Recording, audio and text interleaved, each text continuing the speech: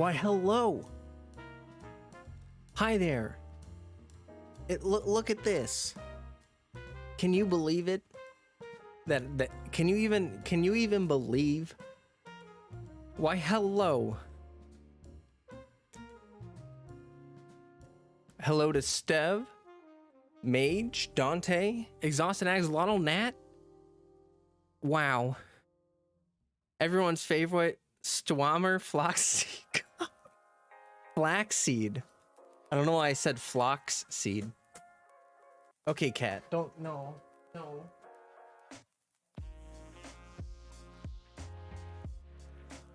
I don't know if you guys could hear that, but one of the cats was going to town on some cardboard. And that's just, it was grating. But hello, Bloom, Nat, Dante, Milo, everybody, Exhausted Axolotl, Stev. I already said your names and I'll say them again. I'll say them all over the, I'll say them once, twice, thrice, however many times it takes. Yes, it has been a while. So I moved and I thought it was going to be a quick adjustment. I thought as long as I got everything set up and as long as I worked real hard at it, I could just move and have no interruption. Just, continue on as normal. Well, yeah, it took me a little bit longer to adjust than I thought it was going to. So that's why it's been kind of radio silence. Also, I switched to variety content. Like, I decided I'm gonna start doing some variety content, and the issue with that, quite frankly, is that I'm so used to doing Genshin content. It's like a choice paralysis. Like, I used to know what I was gonna make content about. You kind of have like a framework because you know what game you're working with, you know what kind of content people usually like from that game. But now that I'm kind of like thinking about variety content, it's a little bit of it's a whole new world. It's a whole new world, and I'm not really sure. I do have plans, but I'm sort of still kind of figuring out how I want to go about stuff.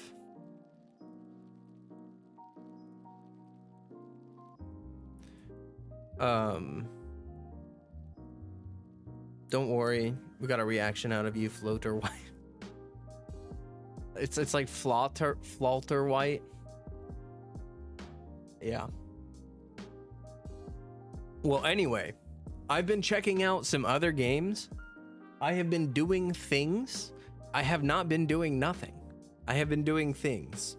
So I have some videos that I'm planning on, and this is basically what I'm thinking for like what you guys can expect for like a normal schedule. The game broke and you got Raiden and the weapon. Well, congratulations. Congratulations. That's awesome. I've been saving. I haven't been summoning on Genshin. I've just been saving my wishes. I'm set up. I'm at like 75 pity. I'm on a guarantee. And Dia's next patch, and I'm saving for her. So I've already got like almost 7,000 primos. I've got like almost 10 wishes banked up. We're gonna get some juicy primos from Lantern Right. It's gonna be lovely. It's gonna be a wonderful time. But anyway, the point is here is that I've been checking out some other games, and I've been thinking that I'll be making some videos. So like, reminder, no spoilers, please. Yeah, I'm kind of far behind, guys, on the story. I'm not gonna lie. I sort of decided that like covering Genshin on my YouTube channel for an entire year did not help me enjoy the game more as I thought it would. It was kind of stressful. So anyway, I've been playing for like I've been playing for 2 years straight, almost 3 years at this point actually. And like, I just decided I could probably take it easy for a couple patches. So I've been doing dailies, I've been logging in and stuff. I've been doing my stuffs, but I've been taking it kind of easy.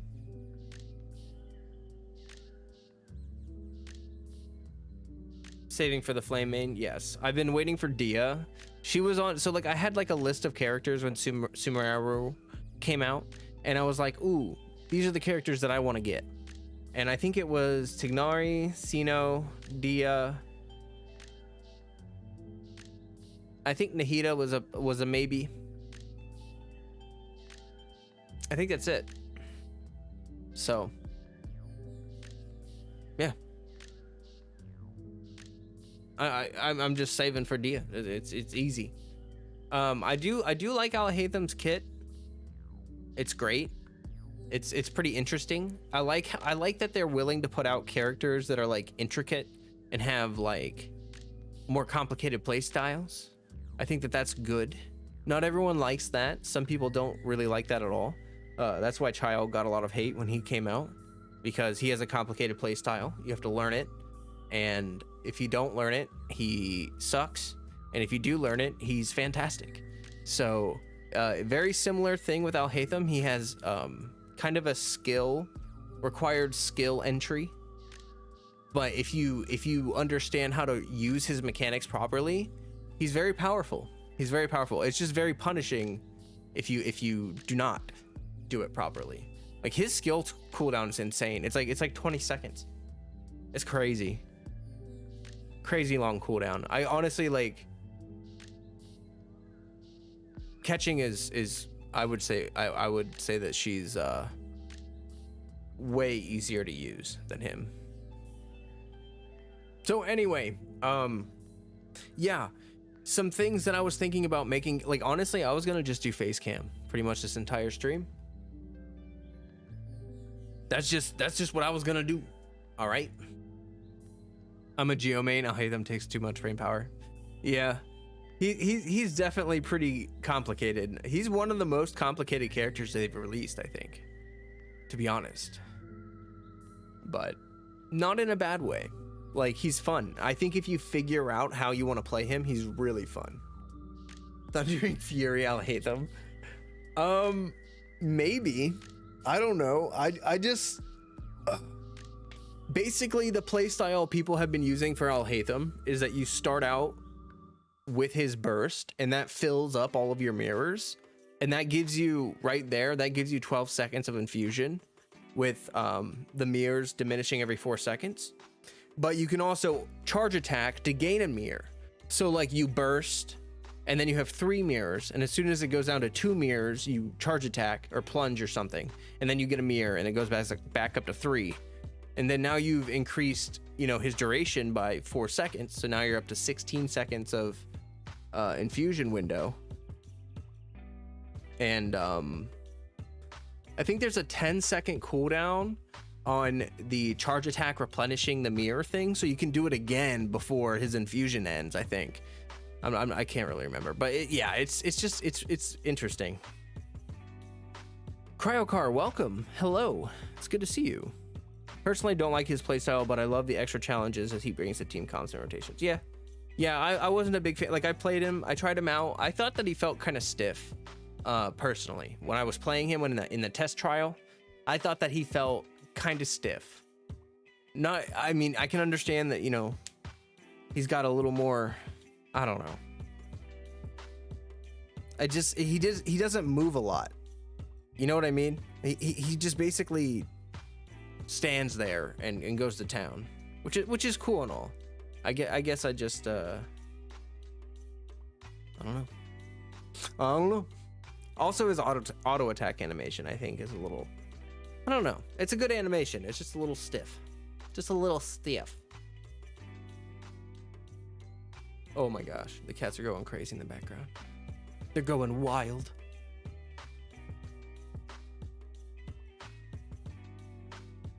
Warrior cats, welcome.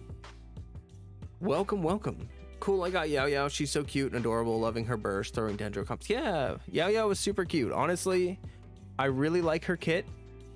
I've been enjoying seeing all the good reception of her. Like, it kind of feels like people are getting more used to healers. Oh crap, I just minimized everything on accident. There we go.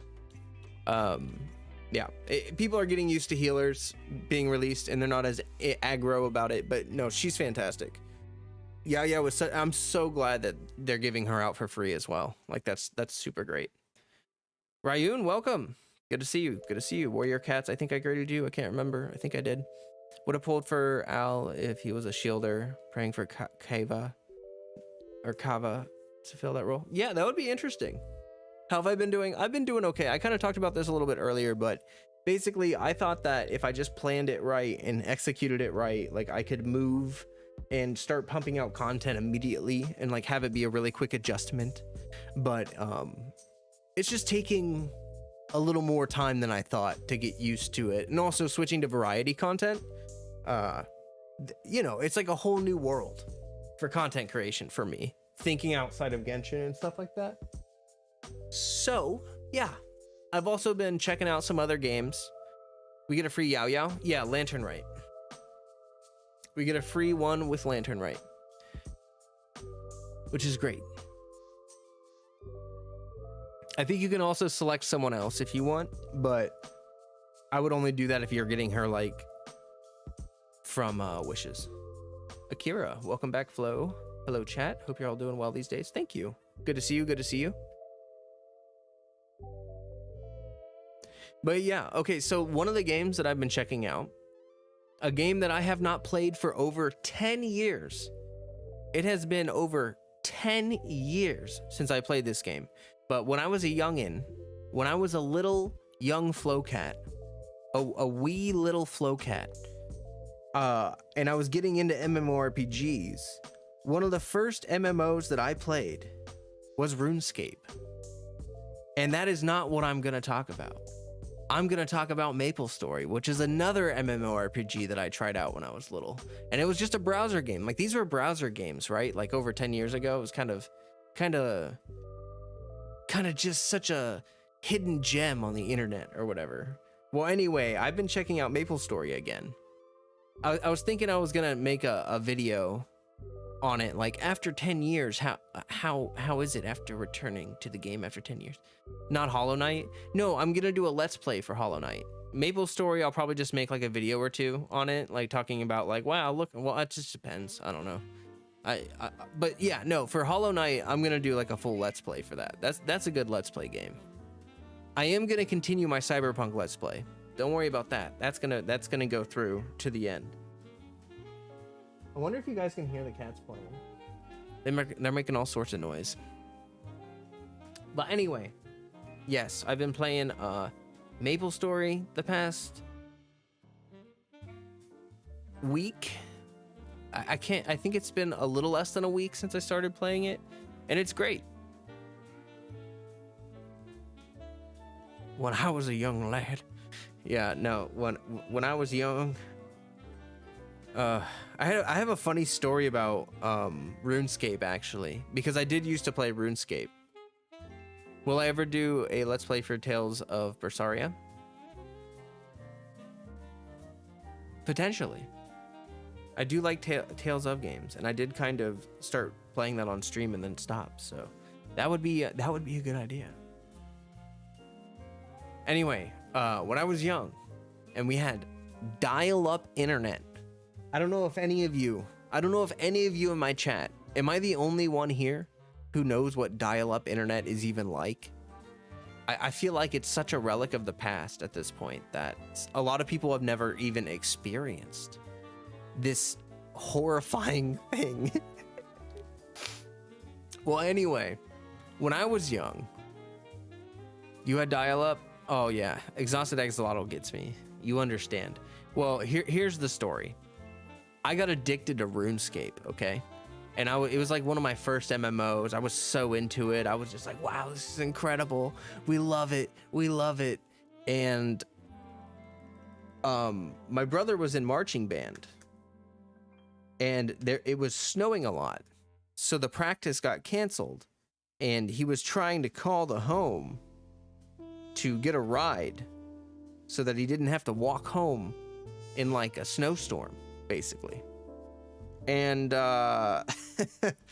here's the thing about dial-up. When you're on the internet, you can't call anybody or receive calls, and there's no way of knowing if anyone is calling you.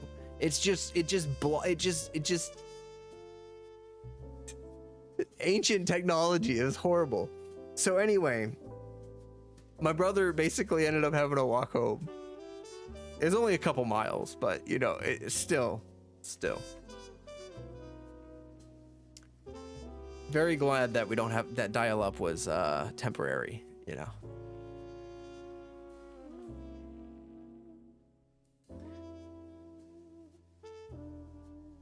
Did I have to forage for berries and make fires with sticks? A couple miles. Yep, I had dial-up when I was young too. Hi, Shadow Man. Yeah, it disrupts a phone call. Yeah, so I screwed up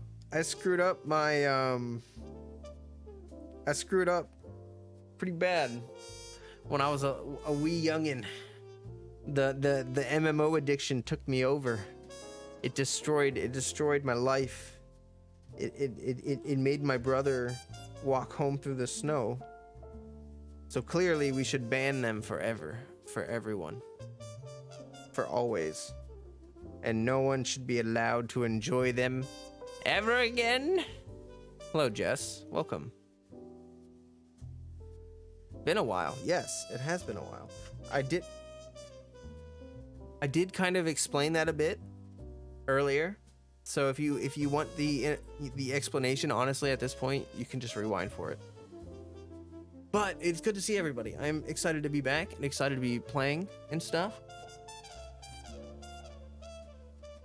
When you pick up your phone and someone is on the internet and you get that terrible noise. Oh God, yes. The terrible noise. I still remember what that sounds like. And you know, if you've never heard the dial-up noise, you can go look it up and just bear witness. But anyway, me playing Lost Ark right now. Nice. So yes, I will make a video on Lost Ark as well, probably.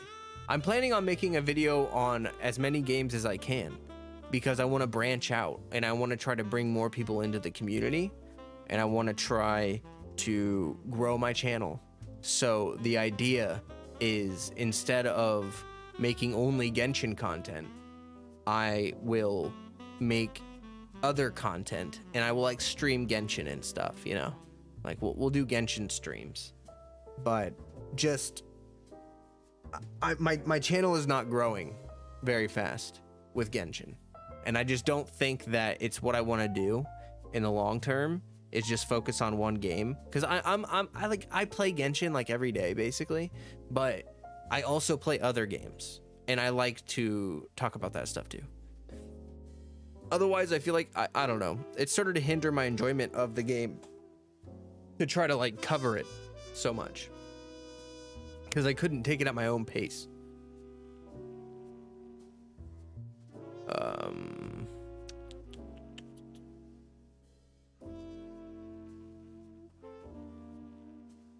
Reading chat. Flo needs new people. They think chat's boring. No, I just want you guys to have more people to hang out with in chat. You know what I mean? Do you understand that, like, you guys could have more friends? We can have more friends. And I think that that's better than having less friends. Yes. Yes. And also, like, for real, I want to try to show people that gamers don't have to be super giga toxic all the time, and that we can just vibe. Like, we can just vibe, guys. And, you know, like, I keep not looking at the camera. Anyway, the point here is that you just, gosh, don't get all emo about it. You know what I mean? You know what I'm saying? I appreciate every single one of you. You are all wonderful for being here and supporting my channel. Even though I am not entirely the most consistent YouTuber, I am working on it. I'm working on it, you know, really am. I really am. So, I think I talked about this earlier and then I stopped talking about it. Basically, my plan is to stream around this time 4 to 5 times a week, right? So it's about, I started at about 8 p.m. EST. That's probably going to be the start time from now on. That's pretty much the only time that works right now for me to stream. Outside of that, I'm going to try to record a video after I stream. So after I stream, since I already have everything set up and I'm already ready to go and I'm already in the mindset, I'm just gonna try to pump out a video. Not like completely, okay, I'm sorry, I'm gonna try to record a video and then I'll edit it the next day. And then I'll upload it. So the videos will probably be like, yeah, done like that. Anyway, that was kind of random, but I just wanted to talk about it and let you know what I am thinking of doing for my process. But yeah. Actually, it's pretty entertaining when 90% of chat got banned and only 2 people were talking. Discord was exploding. That's true. Discord was going crazy. You've been playing Ocarina of Time. Nice. It's a good classic. A good classic. Fun game to appreciate for sure. For sure.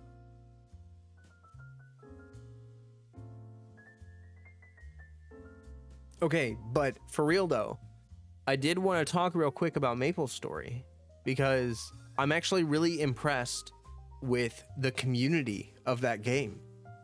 I have not played it in over 10 years, and you know that game has always been, you know, like it's appealed to a younger audience who then grew up with the game because MapleStory has been out for so long. You have to think that like I played it over 10 years ago, and it had already been around for years by the time that I even thought about playing it. And there are people that have played from the beginning. There are people that have played maybe not continuously, but there are people that have been playing for over 10 years. Like this, they grew up with this game. And so it's kind of interesting that like it's got a lot of culture, I guess like culture in the community. You know what I mean? Like there are people that have been around for forever or whatever. I've never played MapleStory. I've only ever heard of it. Cryocar says, yeah.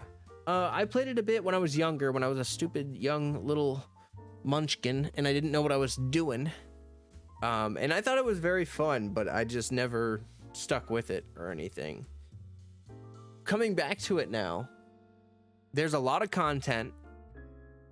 The classes and the combat are really, really fun and satisfying. And the thing that I want to talk about the most is that the community is really nice. I've had actually pleasant interactions with people in the game. Like this is my biggest grievance with Lost Ark, because I also enjoy Lost Ark. I've got like 1,400 hours into Lost Ark, guys. Like 1,400 hours, almost 1,500 hours. And I'm probably not gonna continue with Lost Ark because man, the community is just not there with Lost Ark. The Western audience, the Western community of Lost Ark is a bunch of sweaty gamers who are so super hardcore that if you are not up to their level, then they view you as an insect not worth speaking to. Like it's just really toxic, to be totally, frankly, completely honest with you. And I find that really frustrating because an MMORPG, the entire point of that is to play online with other people. Like when I was younger, okay, we just got to put this in perspective, okay? When I was younger, there was no social media, okay? We did not have social media. And instead, we would hang out on like RuneScape or other games. And that's how we made friends, and that's how we chatted, and that's how we like did our social lives online. You know, we didn't have all of these things like Discord and stuff like that. So you made your friends online on game, you know. Oh my gosh. You made your online friends in game. I like forgot how to speak. Holy crap. Anyway, and then you like hang out online and you just chat with people and stuff like that. That's what we used to do. And for that reason, people generally speaking back in the day were more friendly, like in MMOs. There were still like insanely toxic people, of course, but there were generally speaking people that you could talk to. And oh, what's this? Remserp, welcome Remserp. I would love to give it a try. Flo, my favorite class is a warrior. Yeah, there's a lot of classes in Maple. There's like I can't remember the number. There's like over 20 or 30 or something like that. There's a ton. You lost your friend list. What happened to Remserp?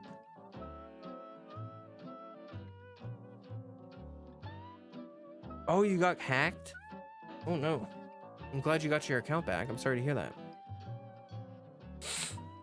Wasn't MapleStory one of the OG's gotchas for Western audiences? Yeah, I do think that. So the developer for MapleStory is called like Nexon, and I think that they were one of the first companies to do gotcha in the Western audience, and I think they're kind of known for it, like Cash Shop Gotcha or something. So what I've noticed with MapleStory in terms of monetization is that it's like there is pay to win obviously in the game, and you can just swipe to get items and clothing and all this other stuff. But MapleStory, I've not been spending on it. I've just been playing the game. I feel like it has a pretty satisfying progression system if you're building up your account, because you can use the money that you farm in game to buy basically anything you need. And there are some other currencies that you have to farm, like reward points or whatever for beating bosses, stuff like that. But like overall, I feel like it's very satisfying because the time that you put in is worth something. Like they don't just have quests that guide you to max level. Max level is level 300, and I don't even know if anyone is level 3. Like, being level 300 is an insane thing because you need so much EXP to get to there that it's insane. I'm at level 226 with my main on MapleStory, and I'm using this event thing that they have going on. It's called Hyper Burning, and it makes you level up like insanely fast. I think I get 3 levels every time I level up, from level 0 to level 250. So technically, I've had to do a third of the leveling that I would normally have to do. And there's all these like events going on and stuff. There's a lot of content, but generally speaking, what I wanted to talk about is that the people that I have met in game are friendly, and that's just pretty cool. In my days, MySpace, MSN, Facebook, and brief time Neopets. Hey, I remember Neopets. I'm not gonna lie, I remember that. I played that for a very brief time. Oh my gosh. That's a throwback. Oh my gosh, Neopets. Anyone else remember Neopets? Holy crap. Hey, British gamer. My Wi-Fi got reset, and now you're from 60 ping to 80 ping. No. Sage.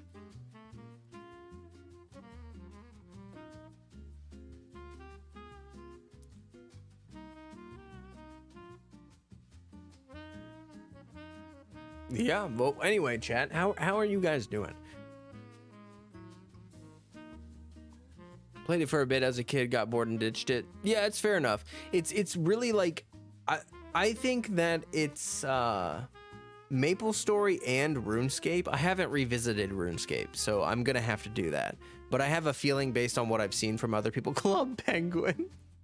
Based on what I've seen from other people, like MapleStory has held on to like kind of the simple days of MMOs, where you just like you do fetch quests and you go out and you kill like a ton of mobs and you farm for EXP.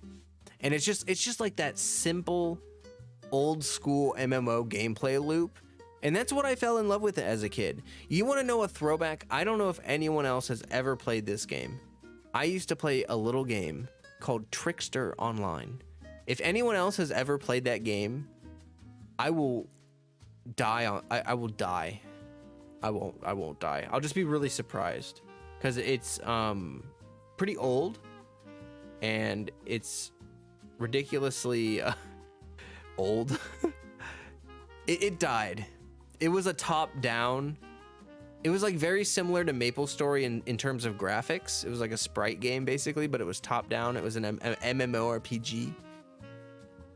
2014. I don't remember what year. I don't think that's when that game came out. Hold on. I bet there's mobile. Oh wait. 2003. It came out in 2003. Wow, you can look it up. There's a page on it.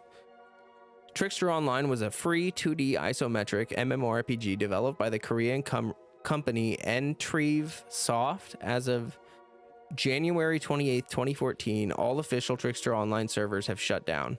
On July 1st, 2020, a trailer was released for Trickster M, a new mobile MMORPG. What? Hold up. I just gotta pop up this Wikipedia page. Trickster Online. Blah, blah, blah. Has been delayed several times. Trickster M was released on May 20th in Korea. What? Oh my gosh, I'm reading about this. It's taking me back. I played the crap out of that game, but that game was very grindy. It was very much like MapleStory, where you just go into a map and you just farm. Warriors and MapleStory are good. Yes, they are very good. I miss those browser MMOs. They have a fun you can't find anymore. Well, honestly, I'll be honest, Bloom.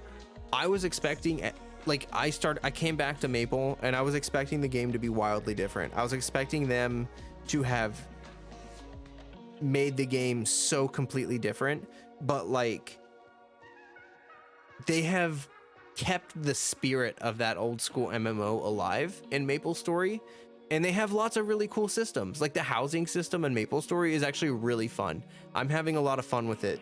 It reminds me of Animal Crossing in terms of like decoration and stuff like that. It's really cool. Very, very nice. It's got, I mean, it's a little overwhelming. I will say that. There are a lot of upgrade systems and stuff like that, but the game isn't super hard. So I don't know. You don't really need to be a god gamer, so to speak. What I mean is archers and mages always seem better than warriors. No, I mean, there's tons of classes. In MapleStory, the balancing seems kind of weird in the sense that the game is really old. So like some classes just look older than other classes. Like there's this one class called Battle Mage, and I would actually argue that even though they put out okay damage, they're one of the not so good classes to pick, because Battle Mage just they're really old. They're just a really old class, and they haven't been revamped really that much, and so they just look really old. Like all their skills look really basic and stuff. Where like I'm playing, okay, so the character I'm maining a Thunderbreaker, which is like a pirate class. It's like a punchy pirate class, and everything is like shark themed. Like I punch with sharks or something, and there's like everything is lightning and water and sharks, and it's just the skill effects look really cool. Trickster Online's website looks like they're straight from 2012. It's older than that. Released in 2003. 20 years. Man, it's crazy though. Takes me back. One day warriors will get a fair representation in RPGs. I mean, I feel like they're pretty good. I feel like they're pretty good.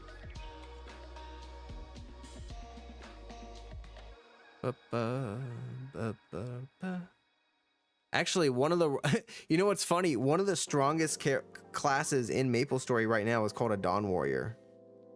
They're like super OP right now. But anyway, if anyone in my community wants to play MapleStory, if you start playing it, make sure you pick the North America server and make sure you pick Bara. That way we can play together.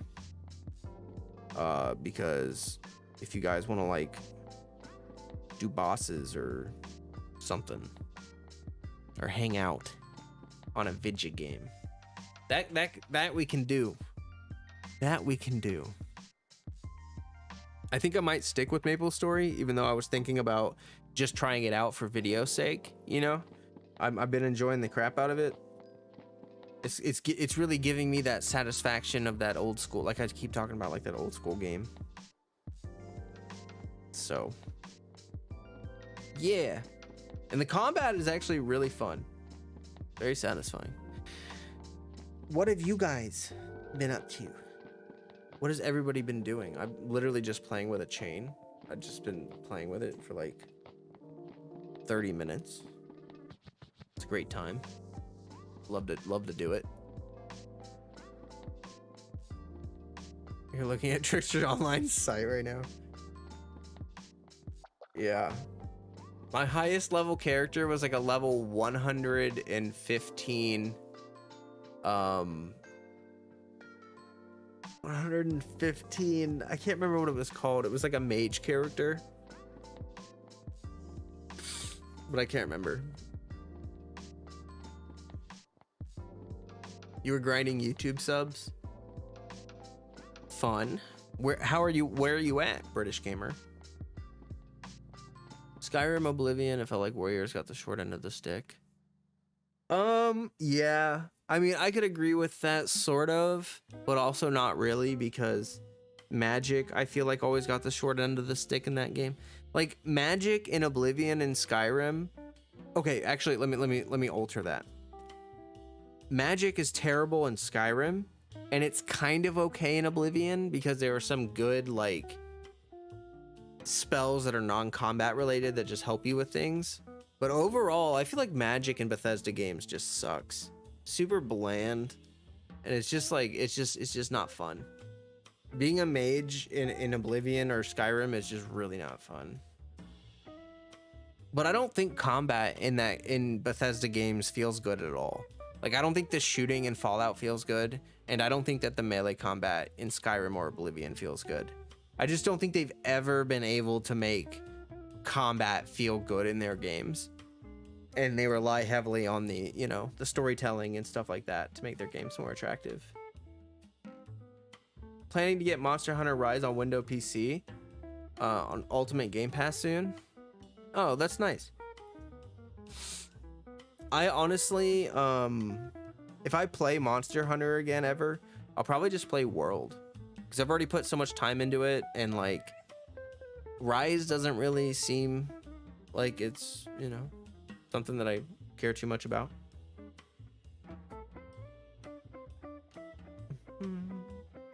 6 away from 100 subs. Nice.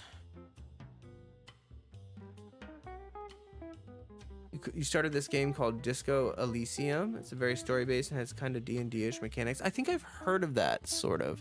I think I've seen that somewhere. Sounds fun, though. Genshin grinding, saving for Nahida and Beizu. Nice.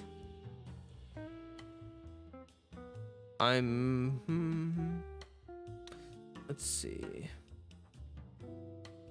Okay, I caught up on chat. My mic is kind of in the way of chat, but that's okay. Should probably just pop it out. Oops. There we go.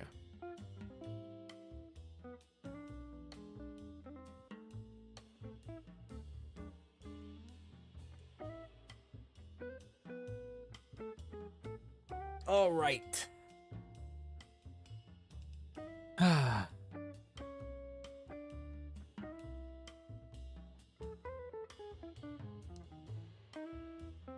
I don't even know what song it's playing.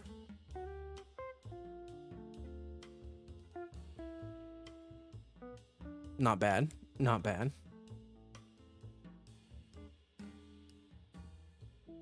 Mages in Skyrim are OP when you get the full power slow time shout. Yeah, but I remember that shout being a pain in the butt to get.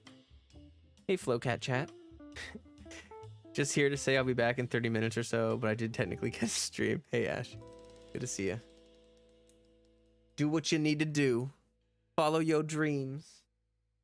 Oh, Freddy wants to play with the chain. Here.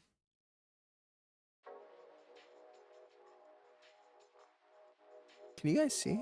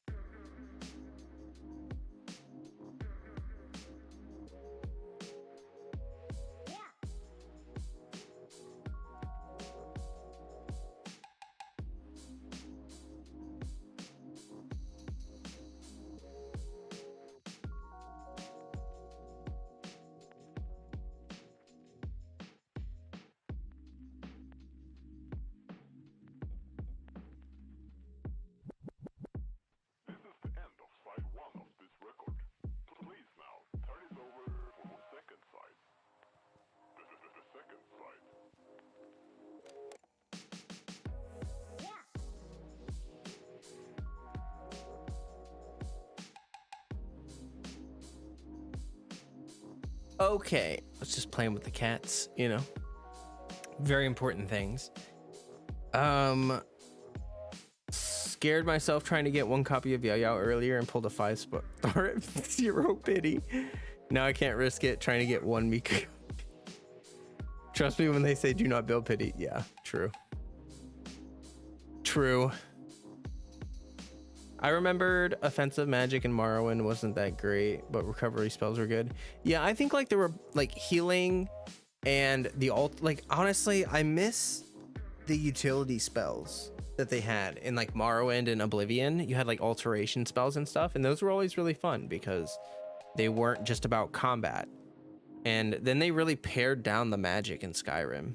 They really took out several magic schools. Very sad. You got Minecraft on PC recently, and let's say I have been really into it. Yeah, Minecraft is great. Honestly, I burned down on it forever ago. Like thinking about playing Minecraft makes me sick because I played it for so long and so much that I just like don't want to think about it anymore. You know what I mean? Yeah, but it's great. It's great. Been playing it with mods. That's great. It's a good time. It's pretty endless. As long as you don't burn yourself out and get sick of it, it's pretty endless, you know. I enjoy some Minecraft, but not anymore. Not really. It's a great game though. The cats still want to play. They're like, why did you stop? Why would you do that?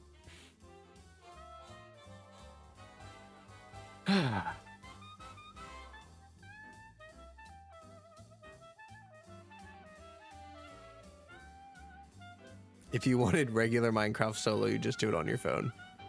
Yeah, PC Minecraft is great for mods. Oh, for sure, for sure. A lot of games are good for modding nowadays. If you're playing a game that can be modded, I would probably recommend doing that most of the time nowadays. It used to be a big pain in the butt to mod games. You used to have to like drag and drop file folders and do stuff, but now mod managers make life so much easier. It's wonderful. One of the games that I want to make some videos about, probably quite a few videos about, is Project Zomboid. I love Project Zomboid. I've been playing that game for quite a few years. It's a zombie survival game. I've talked about it a few times. It's got a lot of like, it plays like The Sims, but a little more active, you know? It's got, it's a good time. It's a good time. It's got a lot of really interesting detailed mechanics.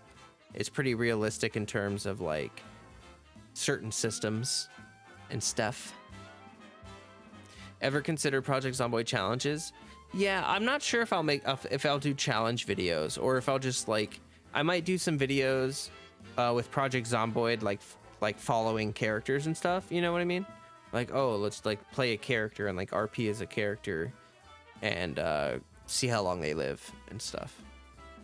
So Zomboid is one of those things, but also I want to do some discussion style content on it. It's a game that's very close to my heart, and it's also about to get an update that is going to be huge for the game. It's going to be massive. The next patch for Project Zomboid Build 42 is going to be animals. They're adding animals for the first time, so there'll be like rats and spiders and pigs and sheep and all that wonderful stuff. And they're also doing some crafting, end game crafting overhauls to like make the crafting more fun in the end game. So we might see something like smithing might become an actual thing that you can do late game. And they showed some really interesting videos with like, you can like mix drinks and stuff like that and choose the ratio of like fluids that you want for your stuff. And it's just interesting, just really interesting. Shane, welcome. What's up, y'all? It's been a minute. It has been a minute. It has been quite a few minutes, actually. Several. I would say at least 2 to 3 minutes, but probably more. Dragon's Dogma is a game I highly recommend because all the classes are balanced and the combat is fun and has a great story. I do think that I think that Dragon's Dogma is a game that everyone should play. If you like RPGs, it's a game that everyone should play. And I think they're making a second one. I don't know when it's coming out, but whenever the second Dragon's Dogma comes out, you don't even know. I'm a tear into that. Oh, that's gonna be great. I'm looking forward to it, to say the least. I just feel like they did a really great job nailing like this, like the scale, like big bosses, being able to climb around them, and just the combat is very satisfying, very satisfying. So having a second one, I'm super looking forward to that. I got an ice and fire mod in Minecraft, and my laptop is screaming whenever I'm fighting a dragon. That's funny. You played the intro portion of it, but could not get into it. It's slow. It is a very slow starting game. I will admit that, but it's great. I should play Dragon's Dogma on my channel. Oh, okay. I'm not gonna lie. I've played Dragon's Dogma like 3 or 4 times through. Like I don't know.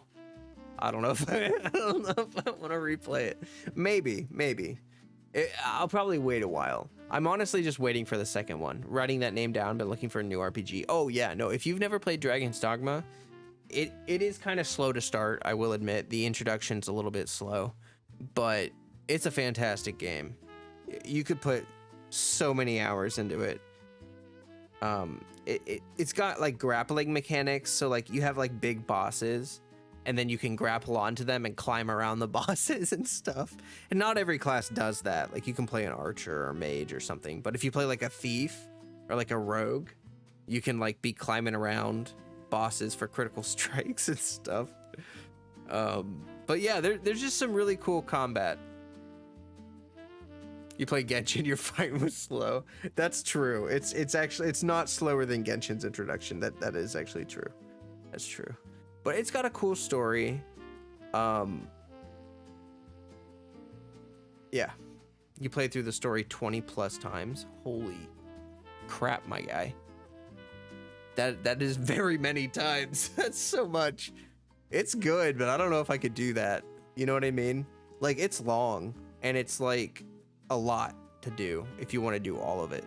So I should have told you to play Tactics Ogre Reborn when it came out. I follow one streamer that got some ground playing that. Oh. Well, it has to be a good game. Like, I don't know anything about Tactics Ogre Reborn, but, you know, like, if I want to get into a game, I'm not going to just follow games for views. You know what I mean? I definitely am going to just follow my interests, but I'm also hoping that I can be interested in a game that helps me get popular. Because let's be real, guys. I need this year has to be the year. This has to be the year that my channel grows. It will be. Not that it has to be. It will be. Very similar to Final Fantasy Tactics, but not mainstream enough. Oh. Rune Factory, that's a good game. Rune Factory is cool. Has that Harvest Moon style stuff. You gotta love that. I played the crap out of Harvest Moon when I was a kid. Played every class for a while, and they are pretty good. Favorite class is the two-handed class, but all are really fun. Yeah, no, Dragon's Dogma it's just got great combat. I really like the archers in Dragon's Dogma. They have a couple archer skills that feel really, really satisfying to use.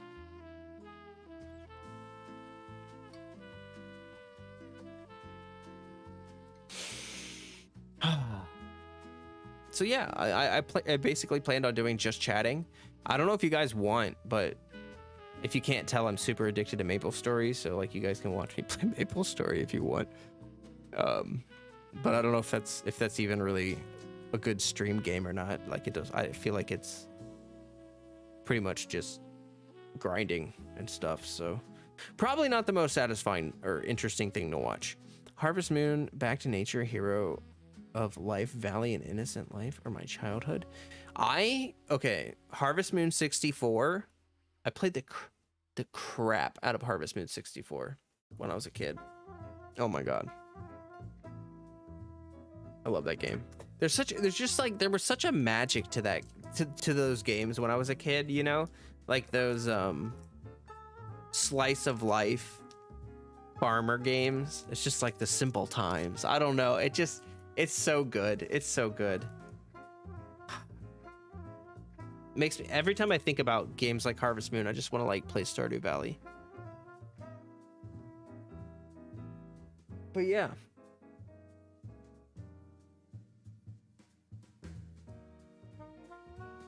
Good stuff. Very good stuff. Not gonna lie.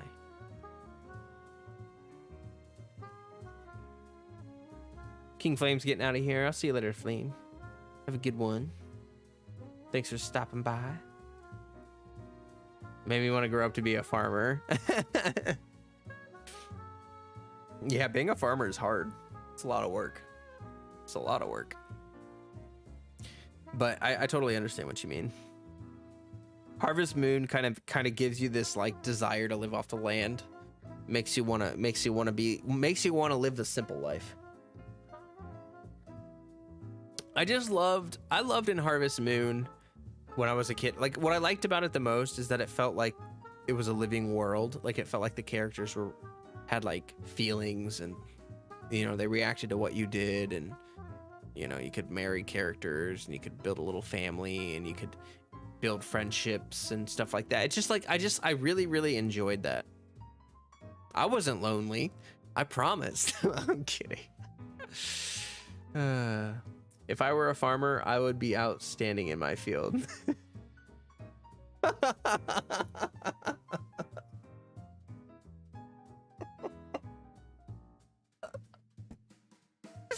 That took a second to click, but when it clicked, I was like, oh my gosh. That's a great joke. I'm gonna steal that.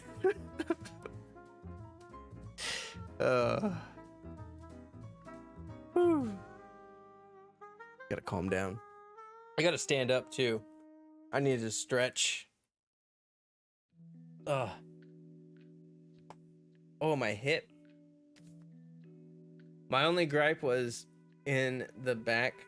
Nature AK boy and girl on the PSP was that I can get. Yeah, of course, that's my phone. I'm trying to write it out. Oh. Wait, I don't get it. Scarecrow? No, like, if I was a farmer, I would be outstanding in my field. Outstanding. You know what I mean?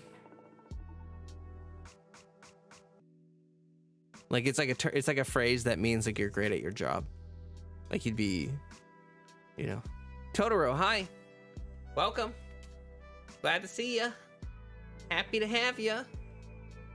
It's wonderful. We're hanging out. We're having a wonderful time. It's a great stream. And now you're here. So it's even better.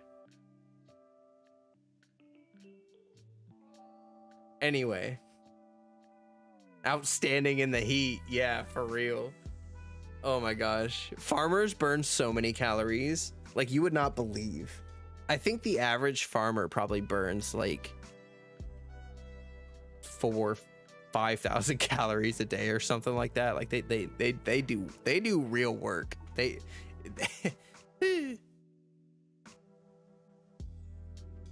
But anyway,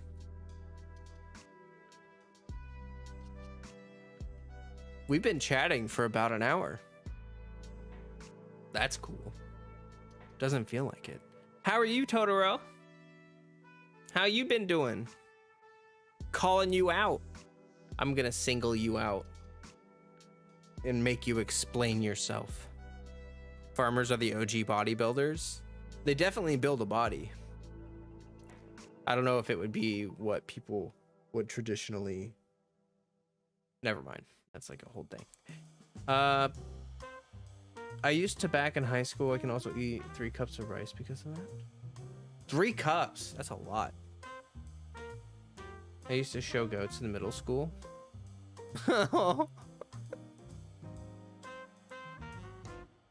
Farmers built different, for real.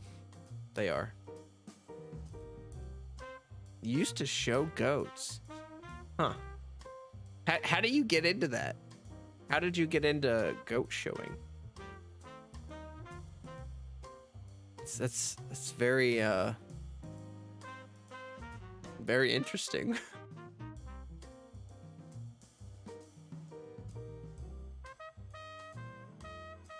Future Farmers of America? Oh. That's cool. What the heck? Yeehaw. Heck yeah. Goats are cool. They got their eyes kind of weird me out a little bit though. You can actually make a lot of money. Oh, really? That's good. I would hope that farmers are treated well, because like farmers are like the backbone of society. If you don't have farmers, you don't have society. You don't have anything. You're screwed. You need people doing that. So it's the Lord's work, you know. It's important stuff. My goat placed third and I got like $1,500. Hell yeah.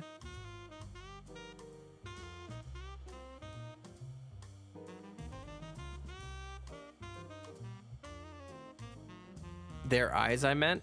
I don't know what you're referring to. I tried to look for like a phrase, but I can't find anything.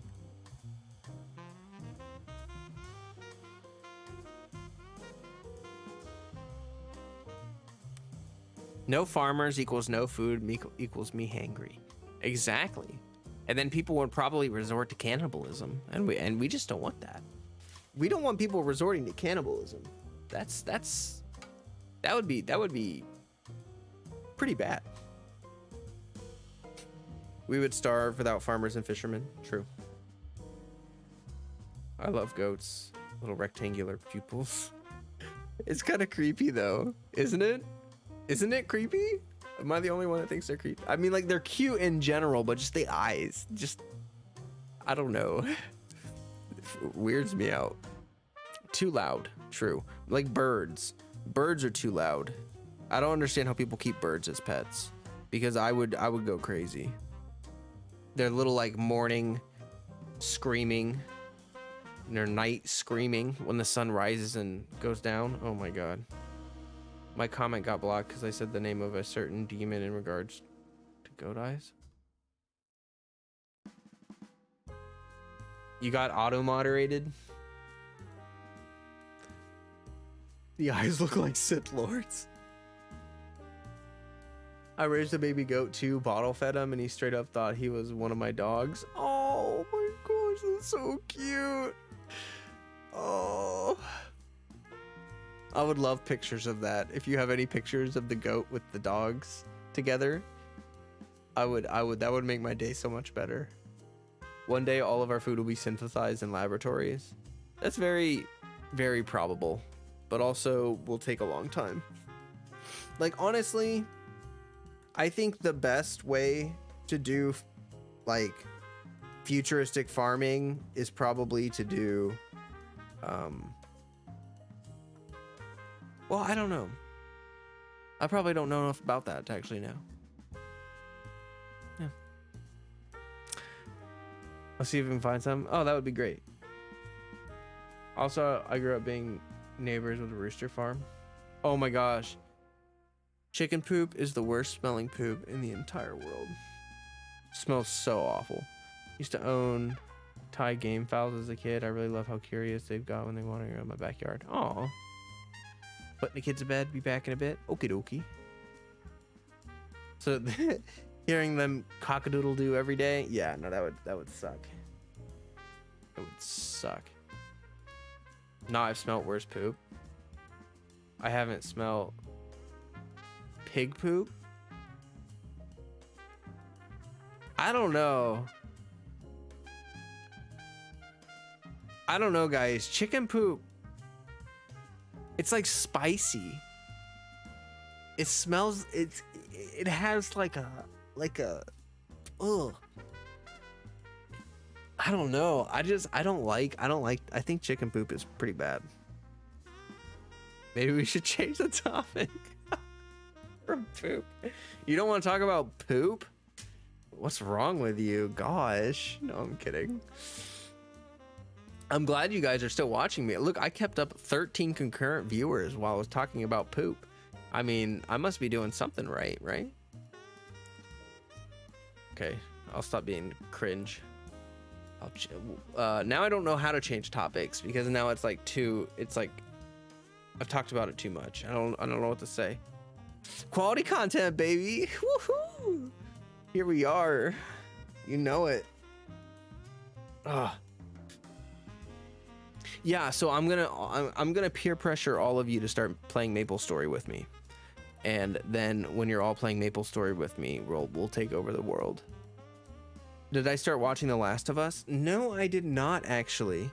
I have been watching Castlevania again because I watch Castlevania like every year. It's a very good show, and I just felt like watching it, so I've been watching that.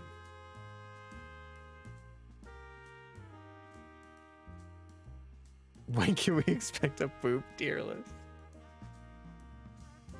That's actually a really good idea, isn't it? That's like the most meta content that anyone has ever made. Would be that. Like that would hit every market. You have to like, who wouldn't watch that?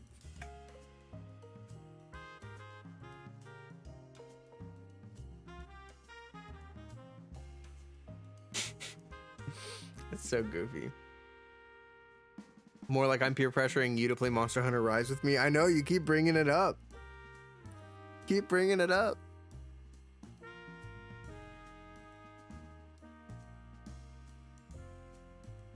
Just don't eat chocolate while you're watching it. Yeah, or else you'll lose your appetite. Yeah, I don't know though. Monster Hunter Rise, I don't know.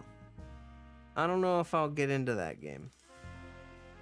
I put some good hours into Monster Hunter World, and I'm feeling pretty good about that. I don't know if I feel like revisiting Monster Hunter right now. I've got a lot on my plate.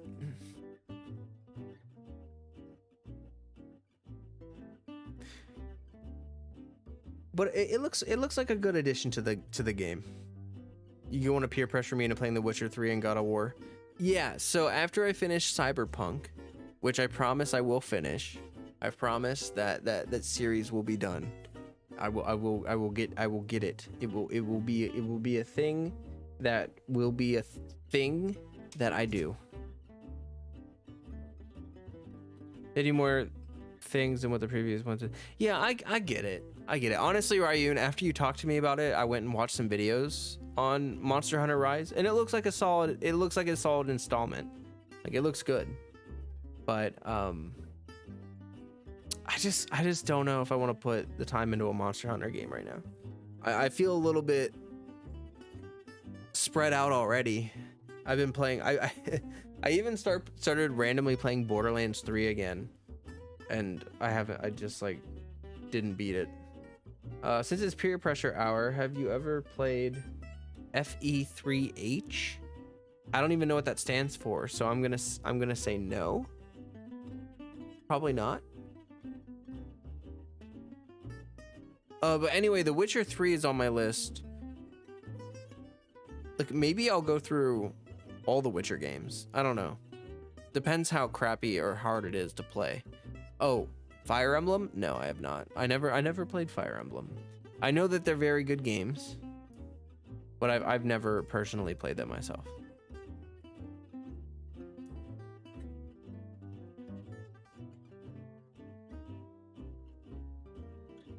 But yeah, Witcher's on my list. God of War, maybe. But after Cyberpunk is going to be Hollow Knight, because Stev has been waiting patiently to peer. If you want to talk about peer pressure, Stev has been subtly hinting at for me to play Hollow Knight for like literally over a year. It has been an incredibly long time. And yeah, Stev has just been really really hinting at me to play Hollow Knight. So that will be the next Let's Play. And then after Hollow Knight, who knows? Who knows what I'll do. I like strategy games. Strategy games are pretty fun. They can be really cool. I played quite a bit of Final Fantasy Tactics when I was younger, but I never got very far because I was kind of dumb, you see, and I didn't understand how to like be smart and how to like win the game. So I kept dying, and I never got past like the first 10 hours of Final Fantasy Tactics.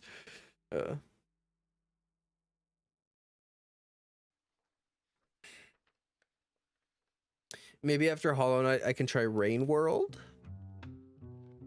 I don't even know what Rain World is. What the heck is that? Now's the time to conquer those tactics games. Yeah, now that I'm older, I'm sure I could probably do better. I could probably do a lot better. But, you know. Yeah. You know what would be a good... I have all of the Phoenix Wright games. There was a sale. Welcome back, Ash. Good to have ya. But there was a sale on the Phoenix Wright games, and I bought those. And they have really good stories. I think the Phoenix Wright games are pretty interesting. That would be a fun Let's Play. That would be a fun Let's Play. But I don't know. We'll see. We'll see. Ace Attorney? Yeah. Let's see which ones I have. Let me look. Let me pull up my library here.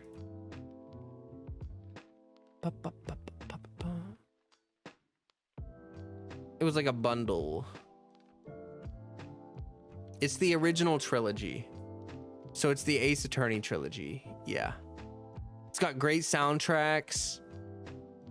Interesting story. Surrounded in mystery. Objection. Yes. I love when people use that in YouTube videos. Like when Axeman made videos where he put in the objection stuff. Oh my gosh, that was so good. Imagine the difficulty of Elden Ring, but because you're at the bottom of the food chain rather than strong bosses, you're a cute, adorable slug cat. Oh. Yes, you should play them. I remember the first court scene, like the last bit of evidence. I went through every single one.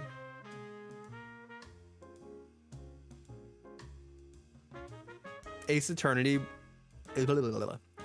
but the chat controls the convicted's fate. So have you ever heard of this new RPG that has taken the world by storm? Rage? Okay, no. I'm not gonna show for Raid. I won't. I'm sorry. I don't think it's probably an okay game, but I don't want to play it. I don't want to play it. I wasn't expecting Cyberpunk to hit so hard. You know, I had heard that Cyberpunk has a really good story, and man, I also was not expecting it to be so, like, I am so destroyed from like that. Oh man. Whew. From Jackie, just that whole thing. Oof. And then going and seeing his little like memorial, that was so sad. This is like really well done though. Like I gotta give props to the writers. The writers who wrote for Cyberpunk, wow, they did such a good job. Hi, I just got home from school. We had an exam. Ooh, I have enough of seeing raid ads. Yeah, no, yeah. I heard they pay good for sponsors. I'm sure they do. I'm sure Raid Shadow Legends would pay great for sponsors. But here's the thing, guys. I don't want to take a sponsorship from a game. Like, let me just say it this way. If they have to pay me to play the game, I'm not going to do it. I want to be sponsored by someone who has a game that I already like. You know what I mean? Like, I don't want to shill. So I don't care how much they pay me. It's not enough for me to like enjoy Raid Shadow Legends. Cyberpunk emotional damage. Yes, it is literally like, holy crap. My feels were not ready. I expected it to be like this sci-fi hack and slash kind of like just fast paced, sort of guttural, you know, I don't know. I was not expecting the human aspect to hit so hard in Cyberpunk, but I'm very happy about it. If Genshin sponsored me, I would take it. Oh, of course. Of course, but they won't. But they won't. And that's okay. They don't have to. Need to catch up on the Cyberpunk series? Yes. Yes, if you have not, you should do that because it's great. Really, like, the story is pretty freaking great. The last quest I did was like, it was almost like watching an entire movie. I think the quest itself was over an hour long, and yeah. Do y'all ever wake up after dreaming and you're wait, do you all just wake up after dreaming you're failing the semester, but then you remember you graduated years ago? Yeah, I still have weird school dreams every now and then. Just very occasionally, but not super often anymore. The dreams that I get are all PTSD dreams. So they're like panic-fueled post-apocalyptic wasteland dreams, or like creepy being stuck in a house that has like nonsensical architecture. Like the house has like 20 floors and 4 bathrooms and no way out, and you're just being haunted by ethereal bad feelings and dream ghosts. Yeah, they're wonderful. So the Honkai Star Rail final beta was announced recently. Will I be trying that out? Probably not. I think Star Rail looks like it's going to be a great game, probably. It's just not my cup of tea.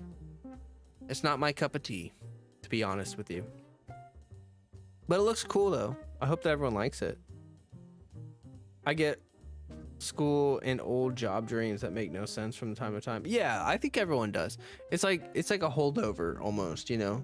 Like I do get occasional college dreams where it's like, what am I doing?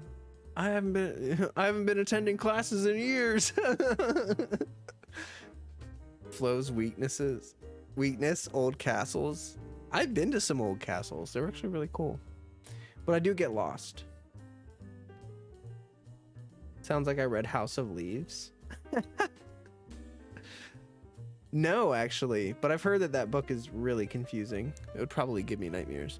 It's just like I have PTSD. I have like diagnosed PTSD, so you get like these crazy nightmares that are basically panic fueled horror dreams. They're wonderful.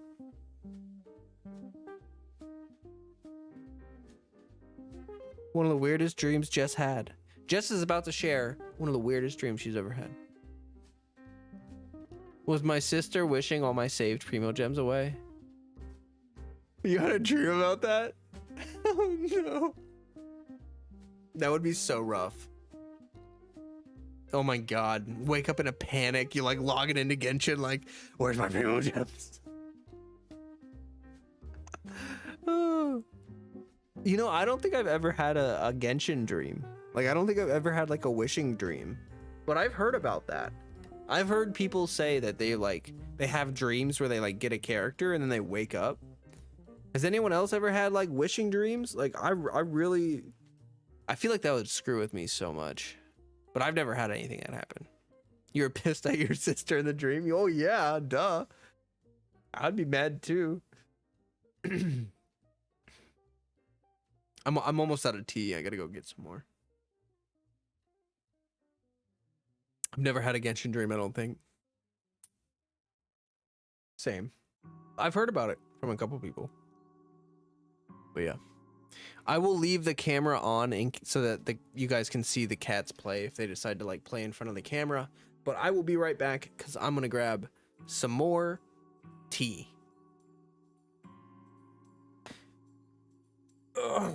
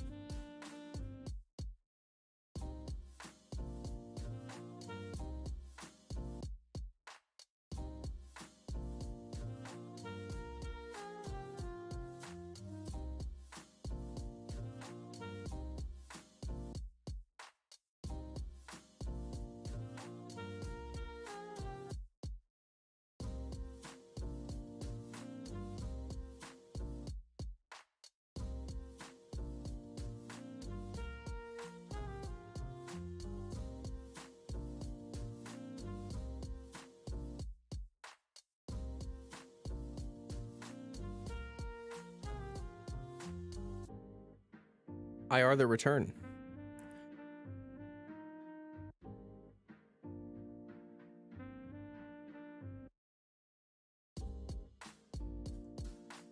Oh boy. Ugh. Oh, I just randomly had to burp a lot. But I am back. Let's see here. I had a dream that was like Backrooms, but before it was the thing. Yeah, I feel like Backrooms is inspired from PTSD dreams. Like, if you want to know what a PTSD dream is like, play Backrooms. It's very, it's very relevant. I had, okay, one of the weirdest PTSD dreams I've ever had was like, have you guys ever been behind like a football stadium? Like in the big, like the big football stadiums, how they have like those long corridors that just wrap around forever. Well, I had a dream that I was in like an enclosed space that was kind of like that, but it was multi-floored, and I was running around, and there was a giant flying octopus chasing me. Like, it was just chasing me. And so I was running, had to like jump down flights of stairs and stuff like that. And eventually I find an opening and I run through it, and I'm in a giant coliseum, a big coliseum. And there's a person in a yellow astronaut suit. Hold on, I just peeked. What the heck? Well, anyway, there was a dude in a yellow astronaut suit standing in the middle, and the guy took off his helmet, and it was Bill Murray. And then he had these two chopsticks, and he like straight up fought and killed this giant flying octopus with chopsticks, like Bill Murray did. That was probably one of the weirdest PTSD dreams I've ever had. It was terrifying, and then it was like, why is Bill Murray fighting a giant octopus with chopsticks? The only Genshin dream I remember was having the game first came out and was playing 4 or 5 hours a day. I remember seeing the overworld in first person view. It was kind of scary. Who's Bill Murray? You don't know who Bill Murray is? How dare you? Look him up. It's Murray, I believe. He's an actor. Can I give a dream of yours? It's rather vague and more symbolic. You probably won't know without the context. You guys don't know who Bill Murray is? What? He's an icon. Yeah, he's a legend. You need to look him up. If you haven't seen any Bill Murray movies, you're missing out on life. Okay.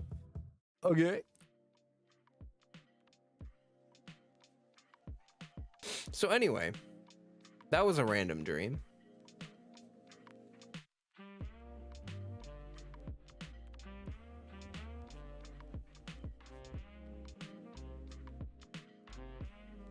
Oh, you were shocked by the question. Okay. Phew. You scared me. You scared me, Dante. I thought more than one person had not heard of Bill Murray, and I was like, this is an absolutely unacceptable situation.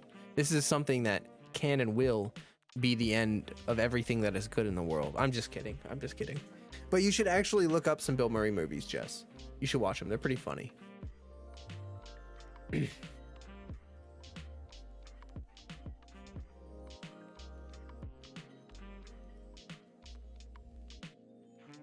Yeah. We chilling. We hanging out.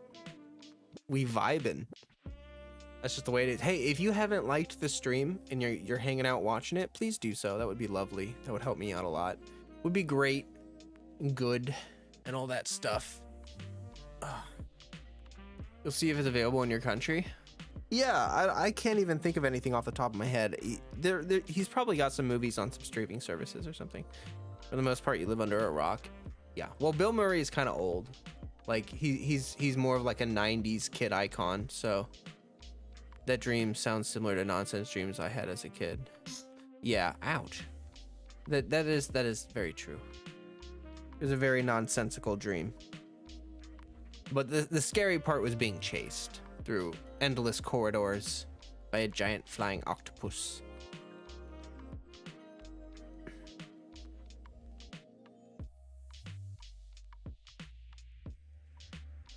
Well, anyway. Yeah. Chase dreams. Yeah, I had another chase dream that I can remember. It was really weird. I've had a lot of weird dreams that stuck with me. The amygdala is very powerful and very good at remembering when you're scared out of your mind or scared in your mind. Scared into, because you're dreaming. The Bill Murray bit is reminding me of Zombieland. Yes. Oh my god. That was so great. Have I been doing Lantern Rite? Yes, I have been doing Lantern Rite. I haven't finished the story, but it's been very good so far. A lot of characters hanging out, chatting, that kind of stuff. Getting to see a lot of people. It's been good. Been taking my sweet time with it though, that's for sure. Why is a crocodile chasing me in a dream? I'm not even scared of them. Yeah. A lot of it's pretty random.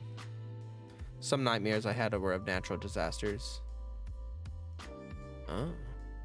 Did I pull Hatham? No, I didn't pull him. I'm skipping him because Dia is drip fed for the next patch. They drip fed her. And I've been waiting for Dia for a long time. I'm on like 75 pity with a guarantee. And yeah, so I've just been saving for Dia. I've got like 6,000 gems, some wishes saved up, and I'm just waiting for her. It's very good. Boat mini game was painful. I haven't played the mini games yet. I just got to the point where I unlocked them. So like I've obviously been taking my sweet time with it. But I hope the mini games are good. Used to dream flying a lot during your teenage years. That sounds nice. Flying dreams.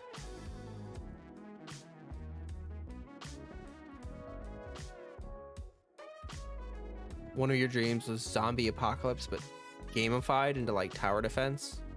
I have a lot of zombie dreams. I do have a lot of post-apocalyptic zombie dreams. I don't know why that's such a reoccurring theme for me, but it is.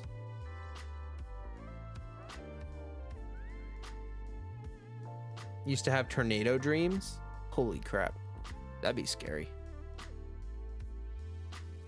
Hurricanes, fires, meteorites falling from the sky. Wow.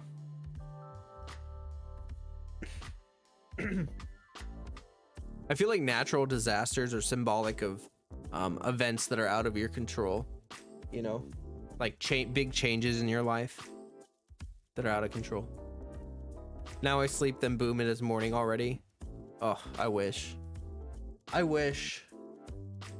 Honestly, like I have so many nightmares that like I would just rather not dream at all sometimes. You forgore how to fly. That would be sucky. The only time I remember having a flying dream was actually like a lucid dream. I was standing in my yard in the house that I grew up in. I was just standing out in the front yard, and I like for some reason I realized I was dreaming, and I was like, oh cool, I'm dreaming. I can like fly around. I like grew dragon wings. I'm like flying around. I'm like, wow, this is so cool. It didn't last very long, but it was fun. I tried lucid dreaming a second time, like on purpose. I tried to like teach myself to lucid dream, and it worked, but I got stuck in a waking up cycle where like, okay, when you're lucid dreaming, like I lucid dreamt, but I was in my room when I was lucid dreaming. So then I like tried to wake up from the lucid dream, and I woke up into another dream. Like I woke up into me dreaming about waking up, and I got stuck in that. Happened like 4 or 5 times before I actually woke up. And after that, I was like, I don't know. I don't know if I want to do that ever again. I don't think it's really for me. It was really trippy. It was so trippy. I just, ugh. Really weird. Your dream literally gaslit you. For some reason, the falling dreams is always when there's a body of water in the dream, like you fall into water. Interesting. Achieved Inception. Yeah, it's like one of those things, like you see that in the movie Inception or whatever, and you think it won't happen, and then it actually does happen, and you're like, oh shit, it really sucks. It's like so scary. It's just so unsettling because it when you're trying to lucid dream, the idea is that you have control over it, and it's funny because it kind of like it can come right back at you if you don't have like the proper preparations. Like, I think that's why you're supposed to have those checks that you make to check if you're dreaming, like how they have Inception in the movie. Like you have like a top you spin or like a coin you flip or something. And I think that the reason why you're supposed to have those mechanisms is exactly because of that, because you can like screw yourself by being trapped in like a dream loop. Ever dreamt something that continues the next night? Yeah, I have had that happen. I have. I've had dreams. Sometimes PTSD dreams will like link together and they become like a saga. They just keep starting off where they left off the last time until they resolve. It's pretty crazy.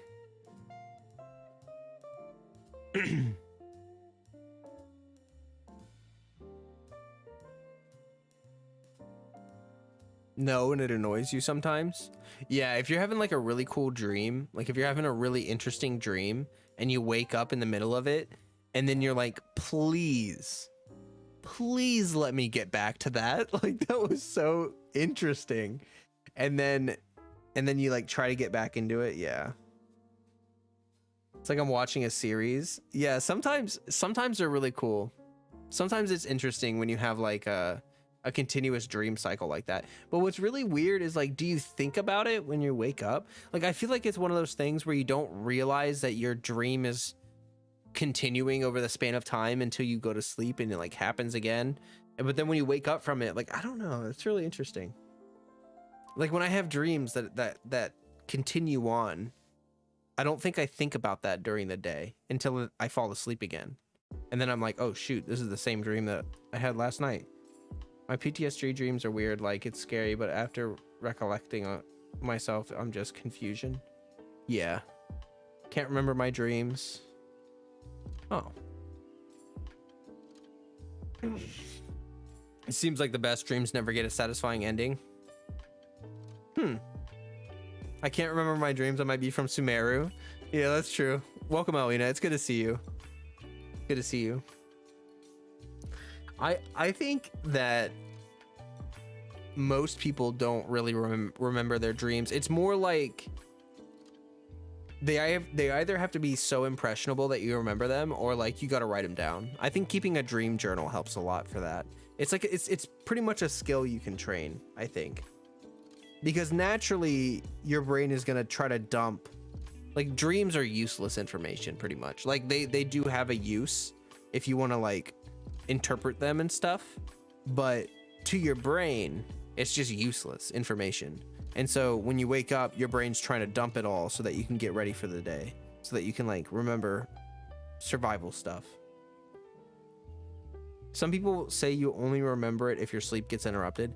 Well, yeah, that makes a lot of sense, because normally you would transition through a sleep cycle, and yeah, but if you complete your sleep, you just forget it. Yeah, I could see that.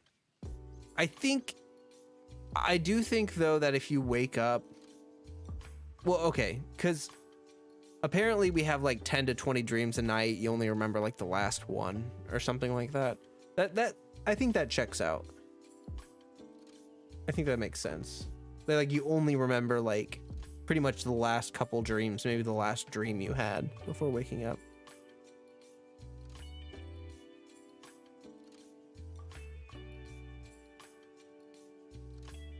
But for me, it fades really quickly. I think within 30 minutes, I've already forgotten what my dreams were. I would have to write them down within like 10 minutes to get any detail.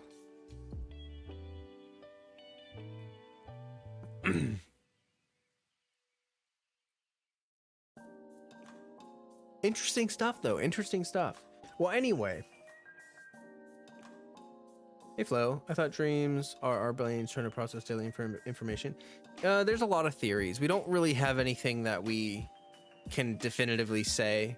I think it's more of a culmination of things. Like, I think dreams are necessary for our survival, but also that we are social individuals with complex emotional responses. And so I think that, like, our brains have evolved to use the time that we're resting as a way to process our feelings, emotions, social interactions, all sorts of stuff. Also, muscle memory. Sleep is huge for muscle memory. Like JMMP. Yes, I do remember you. Welcome. Good to see you back. Hey, Count Saki. Good to see you. So, like, you all may or may not know, I do fire performance. I do circus arts stuffs, and muscle memory is incredible. It's insane what you can do with muscle memory. I tell you what, like, there are tricks. There were tricks that took me years to learn. Like, the first time to do it right, it takes like a year to get it right. And then you get it to the point where it's like muscle memory and you just do it without thinking about it. Sometimes I have weird dreams about random people who I don't know IRL. Like, they usually have faces in the dreams, but when I wake up, I can't remember the face. Oh, that's interesting. Yeah, and those are the kind of dreams that you wake up from and you feel like there's some random importance to it, you know? Like, it's a dream about someone that you don't know, but you think you know, and then you, like, have some interesting conversation with them in your dream that seems important, and you wake up and you feel like you just had some really important interaction with someone that you don't know, but you should know, or maybe you do know, but you don't know. And then you're like, what? Animals probably dream too, because some pets twitch and whimper. Oh yeah, I bet animals dream as well, for sure. Theirs are probably more about processing, like, instincts and general feelings and stuff, for sure.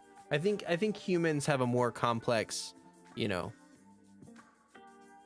neurological system, so that's why our dreams are probably more social based rather than survival based. Like, I bet animals mostly have dreams about, like, hunting and really instinctual things, but we have dreams about, like, social gatherings and stuff like that.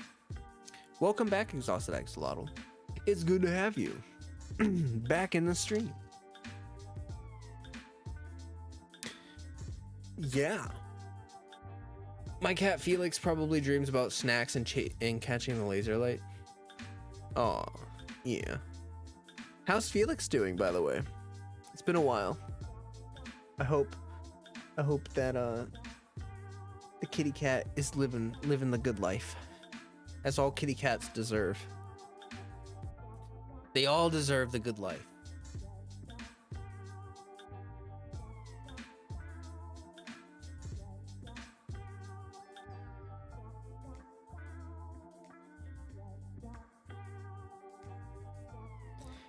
I had a school retreat and I scared the whole girl's bedroom because apparently I was crying in my sleep, and my class literally watched the horror movie The Nuns with him. That's funny. Yeah, I used to move and talk a lot in my sleep too. He's gotten fat, but he's indeed living like Larry. That's great. That's good to hear.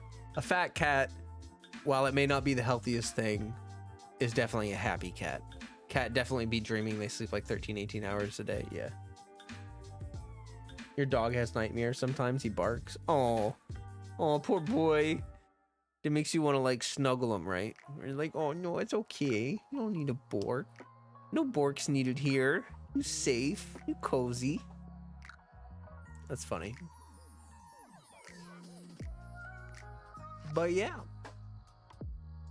I basically just wanted this stream to be me touching base with you guys, me chatting with you guys, and sort of just letting you know where I'm at and what my plans are. Still, yeah, planning on doing variety content, planning on making videos about whatever games I'm playing or whatever I decide to do. Right now, I'm, you know, checking out other MMORPGs, other games. I even checked out Elder Scrolls Online for a little bit, but don't think I'm gonna stick with that one personally. Just kind of wanted to see what was up with the game. Doesn't seem like it's in a bad place necessarily. I just don't think that Elder Scrolls Online really speaks to me in terms of like long-term gameplay. Off topic, do I remember, or do I recommend pulling on phase 2 banner? That's Yelan or Hu Tao, right? I mean, if you need those characters or want them, I mean, sure. You know, I would say that Yelan is generally more useful than Hu Tao, but Hu Tao is obviously a great character, so you can go for either of them. I don't, you know, like recommend pulling on a banner. Like it's just so dependent on where your account, like what you want, where your account is, all that stuff. Like it's just really dependent on that kind of stuff. I love Elder Scrolls, but I don't like ESO at all. Yeah, honestly, I don't know what it is about the combat with Elder Scrolls Online, but it feels so floaty. Like it feels like when you cast a skill, nothing happens. I can't explain it, but it's just really, I don't think that the combat in Elder Scrolls feels satisfying at all. I meant the weapon banner. What's the second half weapon banner? Is it Aqua and Homa? Is that what it is in the second half, Aqua and Homa? If so, I mean, I don't know. Yeah, I mean, if you want them, go for it, I guess. If you want both 5-star weapons and you're okay with the 4 stars on the banner, then I mean, weapon banners are generally okay to pull on. It's just that you want to make sure that you want both weapons. That's the thing. And you want to make sure that the 4 stars are at least somewhat useful too. I'm skipping because I really want Dia and maybe Shenhe if she's next, because it's been a while. Yeah, Shenhe's probably coming up soon. Dia, yeah, I really want Dia.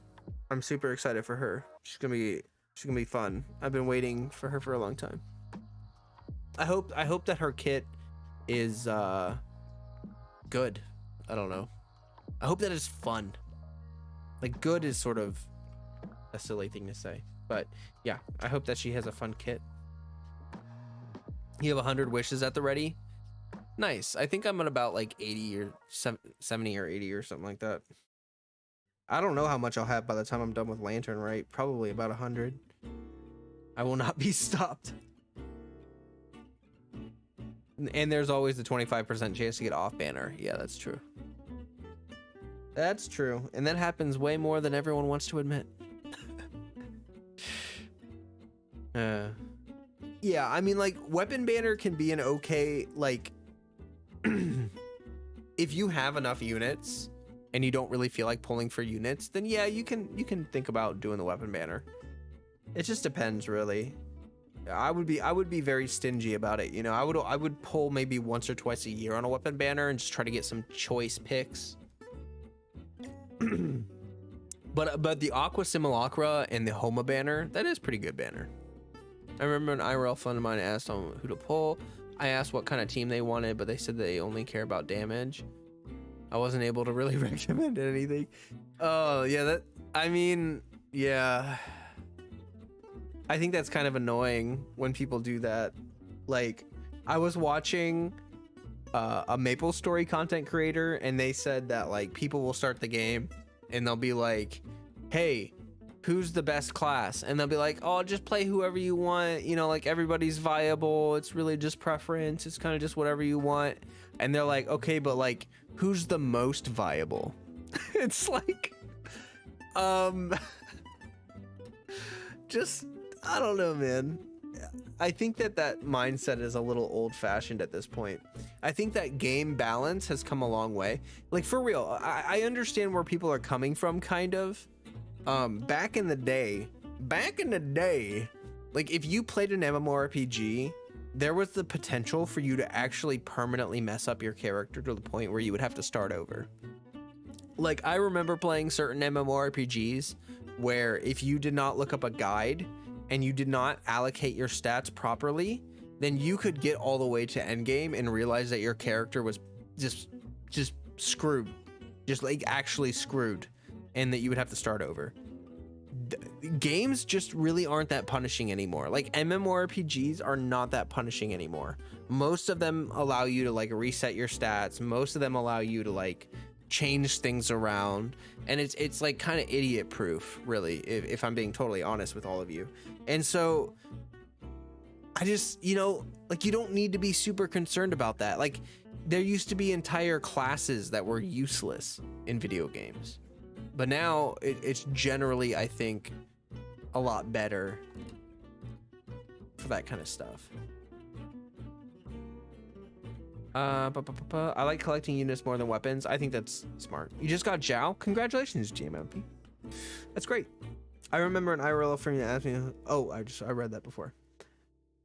I'll pull, I don't know if I'll pull on weapon banner a bit after with leftover pulls in hopes of early Homa or Aqua, but I doubt it. Oh, okay. Yeah, I mean, that's chill. Like, I think it's fine to, like, you know, when the Aqua and Homa banner pulls, when the Aqua and Homa banner comes around, I think it's fine to just like go to a 5-star and see what you get. The issue with weapon banners is when you really want one specific weapon and then you chase it, because fate points are a scam. MMORPGs are forgiving. Wouldn't have guessed since people min-max. Well, like, I'm saying they're more forgiving than they used to be. Like 10 years ago, if you did not play meta and you did not play like certain classes, then yeah, there were literally dead classes in games 10 plus years ago. There were classes that were so useless that like you only played them if you didn't know that you weren't supposed to play them. But nowadays, I think that gaming companies have kind of wisened up a little bit and have gotten a lot better with balancing. Not like, I mean, that's obviously a super broad stroke saying, like, you could probably, yeah, I'm sure you could find games that are the opposite of that, but Scaramouche doesn't care, Raiden doesn't care, Zhao doesn't care. I don't think I'll have enough pulls for a 5-star, but we'll see. Well, maybe you'll get one early. It's got less pity. Like, the weapon banner has 10 less pity, so it's easier to proc an early 5-star. With Bennett C6. I never wish on weapon banner unless I'm okay with getting both weapons. That's, I think, the best way. Hoping for Homa, a heavy Elan, so Aqua is also good. Oh, yeah. Isn't there also Child C4 or something? What? What about Child C4? Wait, what about that? I don't understand. But this weapon banner and next are pretty good ones to wish on. You can still lose 75-25 though. Yeah, exactly. It's just like, it's always a gamble. And then the issue is when someone's like, oh man, I really want Homa, and then they only have 150 wishes, and then they dump all of those. They don't get Homa, but they've got like 1 or 2 fate points. So then they just try really hard to get it. Like, that's just not. I heard Child C4 was comparable to Bennett C. Oh, Child C4. The reason people say that is because it can make. Okay, if you're doing vape Child and you want to vape his burst, which is like the big hit, right? His burst is the big one single hit. His C4 makes it so that he can mark enemies and it causes damage procs. So like that can mess up your vape rotations if you're doing vape Child. But that's pretty much the only situation where it's bad. It's better in freeze, it's better in taser. It's better overall. It just means that like if you're gonna do vape Child and you want to do his big burst, you have to make sure you don't hit the enemy with his skill before you burst. But when you go into his skill stance anyway, he does hydro application, so you gotta like, you already gotta worry about that anyway. Like, it doesn't really make you have to like, if you think about it, you still gotta worry about it even if you don't have his C4, because when you activate his skill, if you're standing too close to the enemy, it'll like proc a false vape or whatever it is. There's like Benny C6 who messes up Fizz characters. Yeah, I mean, like, Benny C6 really isn't that noticeable anymore, because like Eula's best team isn't even with Benny. Like Eula's best in slot team does not include Benny. So, you know, it's just like Benny C6 used to be more important or like more damaging or whatever, but I feel like nowadays there are so many team building options. It really doesn't matter. I C6'd my Benny like 8 months ago, and I don't think I've ever even thought about it. Granted, I don't really use him, but I think that's also proof of my claim, because I don't even use Benny and I 36 star all the time. So, you know, you just really don't need him. Ugh. Yeah.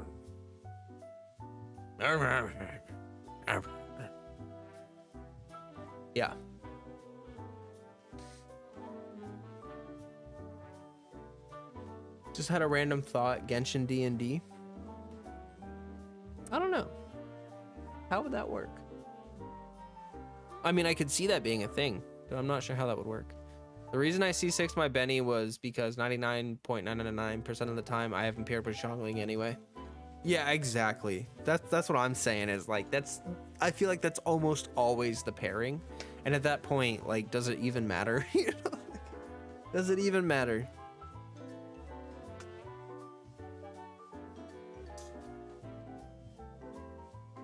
I too have a neglected C6 Benny. It happens. Yeah. Yeah.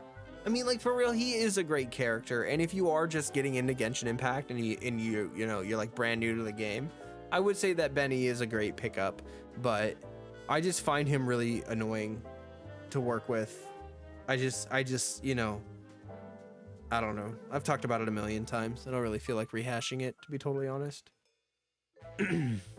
Isn't Fizz kind of weak right now? I feel like playing Hyper Bloom Aggravate catching is more efficient than Fizz catching now. I don't know the science, though, just saying that. No, absolutely, actually. Yeah, Fizz catching used to be stronger than Electro catching in ways, but now Electro catching has kind of taken off the edge. You know what I mean? I would say that physical could probably use a little buff up. Like, we could probably use a character like Shenhe for physical. Like, we could use a character that does what Shenhe does for physical damage. That would probably be pretty big, because it also would help out with, well, if they made it so that it affected clam damage as well. Like, if a character buffed physical damage but also buffed clam damage, that would also be really cool. Fizz is okay if it's Eula. Yeah, Eula still does pretty well. I think Eula is still pretty strong, but, you know, I will say that the reaction meta has sort of crept the numbers up a lot, especially with Dendro coming out. Some of these reactions do just boatloads of damage with very little effort, and that kind of makes physical a little less appealing. True, like a martial arts coach character. Yeah, something like that. Honestly, I kind of have a feeling that Mika might be like that, because Mika is kind of paired up with like Varka, right? And if you have a physical character, they either are going to be Electro or Cryo. There's no other element. They're never gonna make like a physical Animo character, I don't think. So like, if we have an Animo, well, they could, I guess, but physical characters are primarily going to be Cryo and Electro. Mika is Cryo, and he was on Varka's team or whatever, and he's also on Eula's team, and like, I just think there's good evidence that Mika could be like a physical support. Main benefit is nothing is immune to it, but it definitely needs some love. Yeah.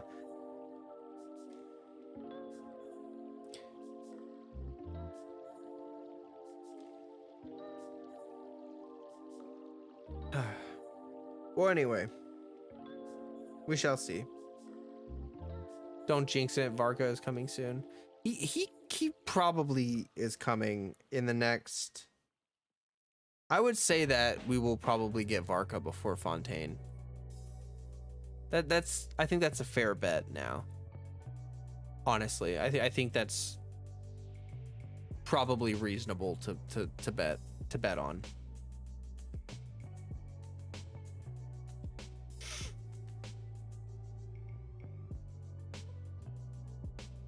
My Nilou Super Bloom is super duper strong. Yeah, Nilou is very strong. Like, a lot of these Dendro reactions are crazy. They really are. like my hyper blooms on my Sino critting for like 50,000 damage. It's just insane. It's so crazy to me.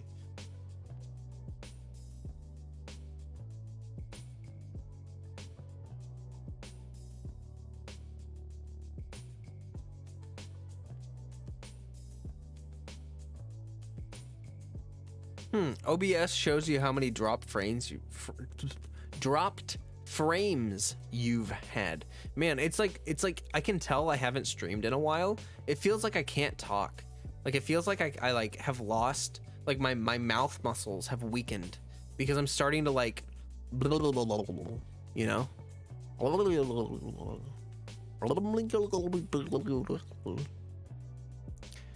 I'm devolving. I can't even use words that need, you know. Will Eula come back next patch with Mika? I think that's probably a good bet. I think we'll see Mika released with Eula, and then we'll probably see Varka later down the road, and Varka will also be physical and work well with Mika. BRB, I'm gonna get some ice for a tea. Ooh, that sounds nice. I can relate with the whole I haven't done commentary in a while and I can't speak properly. Yeah, for real. I didn't even really think about it until I started streaming, and then I was like, wow, I actually can't speak. It's been a while, and my mouth is just not used to it. It's okay. We can devolve with you. Yeah, return to monkey. So Eula, Mika, Shenhe next patch, because Shenhe hasn't returned in a while. Oh my gosh, can you imagine Eula, Mika, Shenhe all in one patch together? That would, I mean, it would make sense, but also like if you want to be a Eula main, having to get all of those in one patch is like so many primo gems. It's so much. That would, like, honestly, like watch them put Eula and Shenhe on the same banner cycle. Like watch it be like second half Eula and Shenhe with Mika on the banner, first half Dia. Oh man, I'm back. What did I miss? I don't know. Not much, really. That would suck, but a lot of people would have Eula to begin with. That's true. That's true. That's true. I'm just thinking about like if you didn't have Eula and you're like, oh, I want to main Eula. The perfect physical attack character is the one with Electro or Cryo. Since Superconduct is the only reaction that will benefit. Yeah. So many Cryo. I know, but technically Eula's not really like Eula is Cryo, but she's like not, you know. Oh.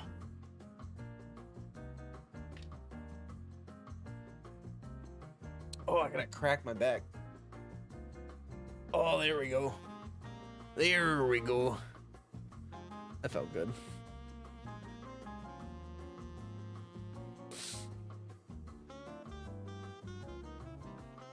But anyway, let me see what kind of song is playing. Interesting.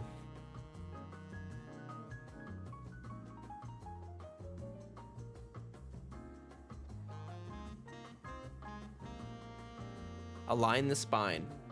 Exactly. Gotta align the spine. I didn't even shave for stream. I don't care. Normally I care, but I just decided not to care.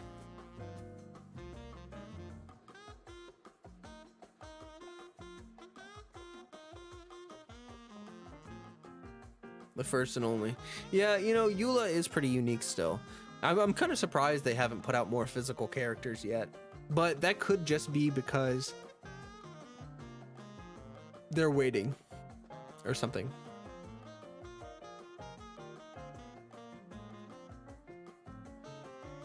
Cryo Eula with Shenhe and Chongyun. Yeah, I've actually seen that before. I've definitely seen people do Cryo Eula. And it works. Like, you can actually build her as a Cryo unit. It's fine. It do the job for sure, for sure.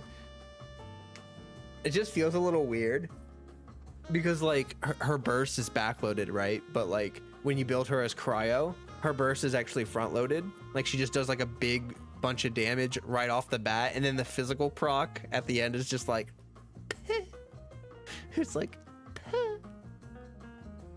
I guess if we get Kazuha again before Fontaine, I would it would be 3.7-ish. Oh, I have no idea. I can't even remember the last time he reran, to be honest. When was the last time Kazuha came back?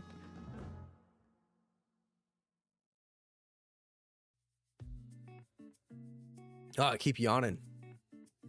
My B.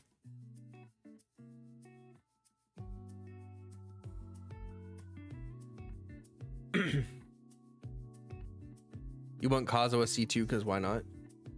Yeah, he's pretty great at C2. I do like his C2. For some arrows when Hazo was released? Holy shoot. That's crazy. I think after Hatham and Yelan banner, I'm just gonna save everything and see if I can't get C6 Kazuha. Yours is C3 right now. Nice. I do love my C6 Kazu. He's a good boy. I think he deserves it. Still one of my favorite characters. I love his story so much. He's so good.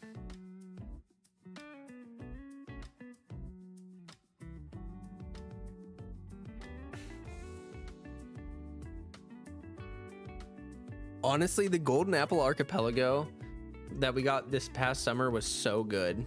I was not expecting them to go so hard on like the character backstories. The Mona one was the one that took me by the biggest surprise. I wasn't expecting Mona to have such a banger of like a backstory thing, but hers was super cool. You want to get C4 Yelan with Elegy to make Hu Tao a monster? Heck yeah. Sounds legit.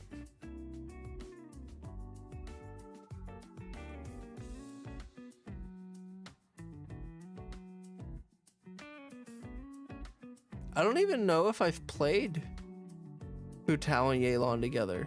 Actually, I was just thinking about that. But I'm not sure I even tried out Yelan with my Hu Tao. I can't remember. I don't think I ever did. HP boost with EM and double hydro. C1 Hu Tao with Homa. Nice. That sounds really strong. You're gonna be hitting big numbers. You're gonna be hitting them big numbers.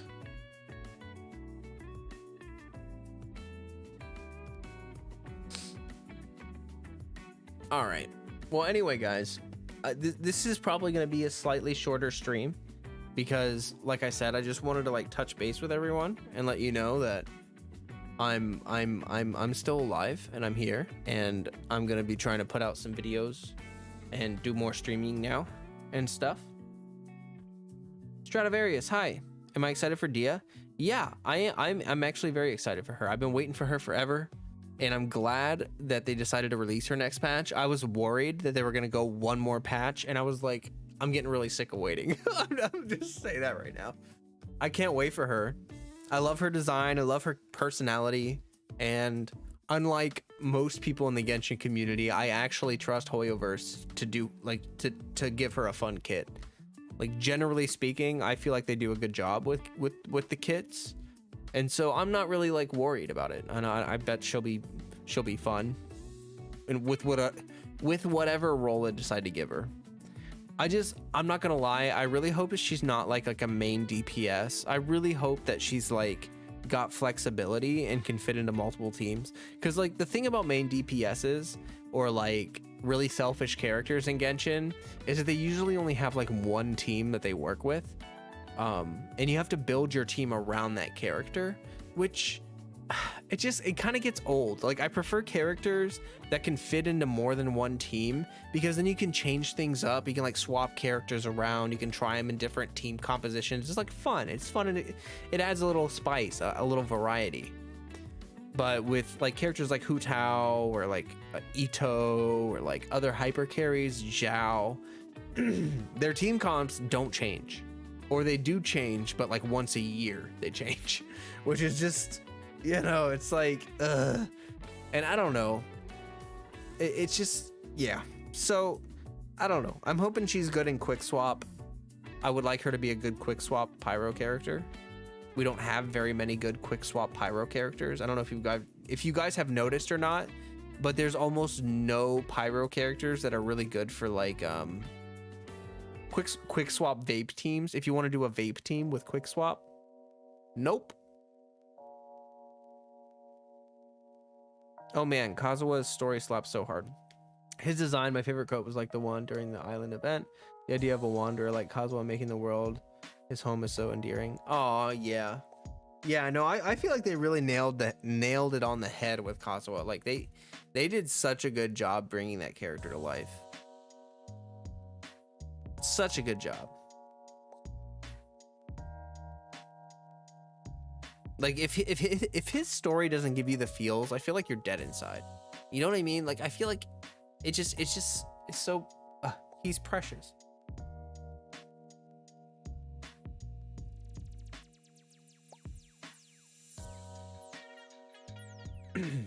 I also like big numbers to help with the abyss while fun teams in overworld.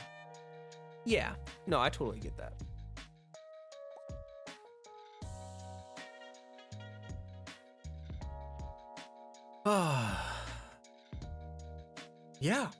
Yeah, no, this has been nice. I missed everybody.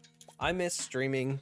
It's been a while, and I just like, you know, it's good. It's good to see everybody. It's really, honestly, it means a lot that you guys still like, there are people here that are still members and stuff. Like I think it's been almost a month since I streamed last. Like it's been probably like 2-3 weeks, and you guys still refresh your memberships and stuff like that. That makes my heart very happy. So thank you all for supporting me, even with the slow content lately. And I promise it'll be worth it because I'm building towards a better future. And that's the goal, is to like try to actually get the channel. Like this year is going to be the year. This is the year of Flowcat. Not really, but this is going to be the year that my channel succeeds. I can feel it in my bones. It has to be the year. It will be the year. My teams are struggling to catch up with Abyss, so I'm using meta teams as a safety blanket. I think that's always smart. Honestly, that's kind of what I did when I was getting started with Genshin, is I had a couple teams that were just super OP because they were meta, and I was just like, I would rely on those. It was Ganyu when I first got started. I relied really heavily on Ganyu, and then Hu Tao as well. I relied on her for a long time. But I think that once you get a team that can clear really comfortably like that, that's when you start getting into the stage where you can like start experimenting with your team comps, trying different things, seeing what you like, what you don't like. And I think that's where the game really feels good, in my opinion, is when you get to the point where you can just kind of build whoever you want. You can play around more with team building, and it's not as stressful because you know you can clear the abyss. I be feeling the flow. Oh yeah, it's the groove. It's okay to take some time to be yourself. We all enjoy your streams a lot. We'll be waiting and hope you're able to grow well. Well, thank you. I appreciate that. And I'm definitely thinking that it'll happen. It'll happen. I honestly, like, I think I said this before, but I sort of got stuck in a little bit of a loop. I felt like Genshin was going to be the thing that helped my channel grow. I thought that Genshin was going to be the thing. You know what I mean? Like that's what I thought. But that expectation, I think, worked against me, because I could have been making content about tons of stuff. I could have been making content about other games as well as Genshin. It doesn't have to be about just Genshin. You know what I mean? Because I play more than just Genshin. So, yeah. It's the year Flow succeeds and is sponsored by Raid Shadow Legend. Oh, gosh. Oh, geez. Man, I really wish I would get sponsored by someone. That would be sick nasty. That would be so cool if I got like an actual sponsorship. But I don't think that anyone cares about my channel. Project Zomboid has good potential. Yeah, it does. I've seen Project Zomboid channels do really well. Dwarf Fortress be popping off. Yeah, I know. That's actually really cool to see. Dwarf Fortress is way too complicated for me. I can't handle it. It's like RimWorld. It's just like so much. They're missing out. They are missing out, specifically on my streams, which may or may not be a big deal, but they are in fact missing them. I was playing Cookie Run Kingdom. not Genshin this entire stream. I heard that people got into that and it was pretty good. I never got into Cookie Run. I always thought it was a really cute idea though. You gotta go. See you later, Ash. Have a good one. Thanks for streaming. You're welcome. I promise there will be more streams coming very soon.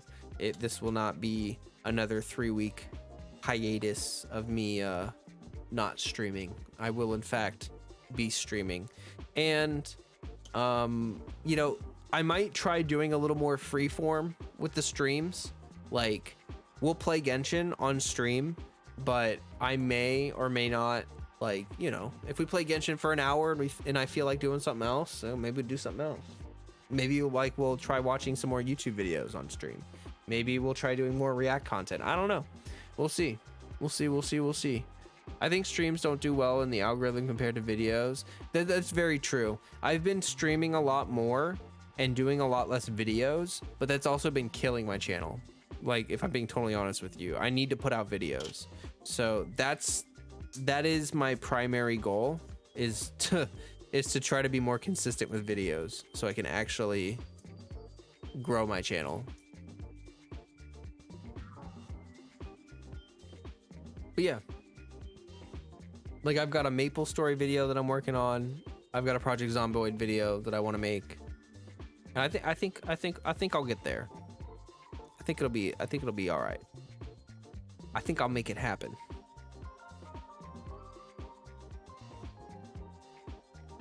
Man, I'm already really tired. It's only been like 2 hours. My streaming stamina is not there. It's not what it was 3 weeks ago. I have to work on that. If you wanted, you can cut off videos into smaller parts as well and space it out.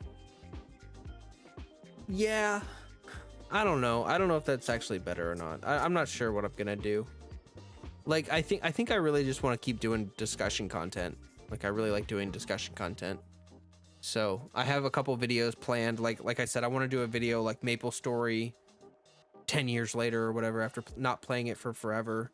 And then another one would be like about RuneScape. I'm going to do that. I'll probably make a video or two about Lost Ark and why I feel like I'm not going to continue with Lost Ark after playing it for 1,500 hours. After devoting 1,500 hours to Lost Ark, why I probably will not continue with it. Stuff like that. Like, I am interested in talking about like broader gaming topics too. Like, I have a lot of thoughts about things. Okay.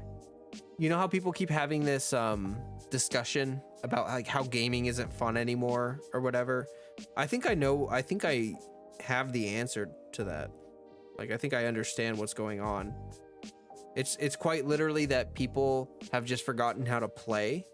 People have forgotten how to like actually just play and enter the play state, you know? And they hyper focus on the video game itself. Like, oh, the game isn't good enough because this certain mechanic and this thing, and that's why I can't enjoy the game. But people used to have fun with video games before they were even good. And so like, if people can have fun with an Atari, you have to imagine that like maybe it's not the video game that's the problem, maybe it's like the individual. And I honestly think a lot of modern gamers spend too much time hyper fixating on what they want the game to be. Like, expectations have become big in gaming because we've all played video games, right? So we have expectations going into a video game. But when you get stuck in that sort of hypercritical mindset where you're constantly evaluating a game and whether you like it and whether you don't like it, is the game dead, is it not dead, is it this or that, or blah blah blah blah blah, then you're not having fun. Like, you're not playing. Like, you're not actively playing. You're reviewing a game while you go through the motions, you know, and that's not fun. No one has fun doing that. So really, I think it's that simple. Like, I really do think it's that simple.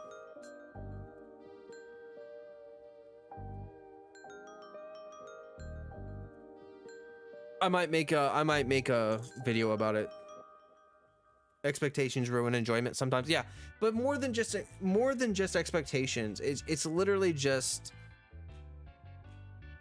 games have gotten more complicated, but play is a very simple thing. You know what I mean? When you play, you're just having fun. You're just enjoying things. And I think games becoming more complicated has also made it so that people approach video games from a critical mindset rather than from a playful mindset. And instead of playing the game, they're trying to win the game. You know, they're trying to game the game. I dropped something.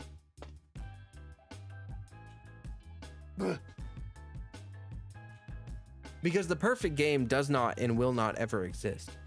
Like these people that seem to say, like, they'll play a game and they'll be like, oh, it's not fun. Oh, I just don't have fun with games anymore. Like the games just aren't fun. It's like they always blame it on the game as if they're waiting for like this perfect game. Like, oh, if only this one game did this and that and this and that. And it's like, no, it doesn't matter what the developers do. Like, if you're not having fun with gaming, you're just, that's on you. Lost Ark is lost. Yeah, honestly, like, okay, here's why I'm, in a nutshell, here's why I'm not gonna continue with Lost Ark. I spent an entire month trying to build a static, like a rating static, and I had a very simple plan. You do dailies every day where you go in and you fight guardians with groups of people, players. So you're like matchmaking every single day. Well, every time I would go into a matchmaking match, I would type into the chat and say, hello guys, I am looking for people to join a static. If you want to join, we're friendly, we're here to have fun, hit me up. I did that for like an entire month and people didn't even acknowledge my statement. Like I would type that in and people would literally ignore it. Like flat out, just straight up ignored. And it's like, why are you playing an MMORPG if you don't want to engage with people and have social interactions? Like, this is the entire point of the game. Long story short, I think that Lost Ark's community is trash.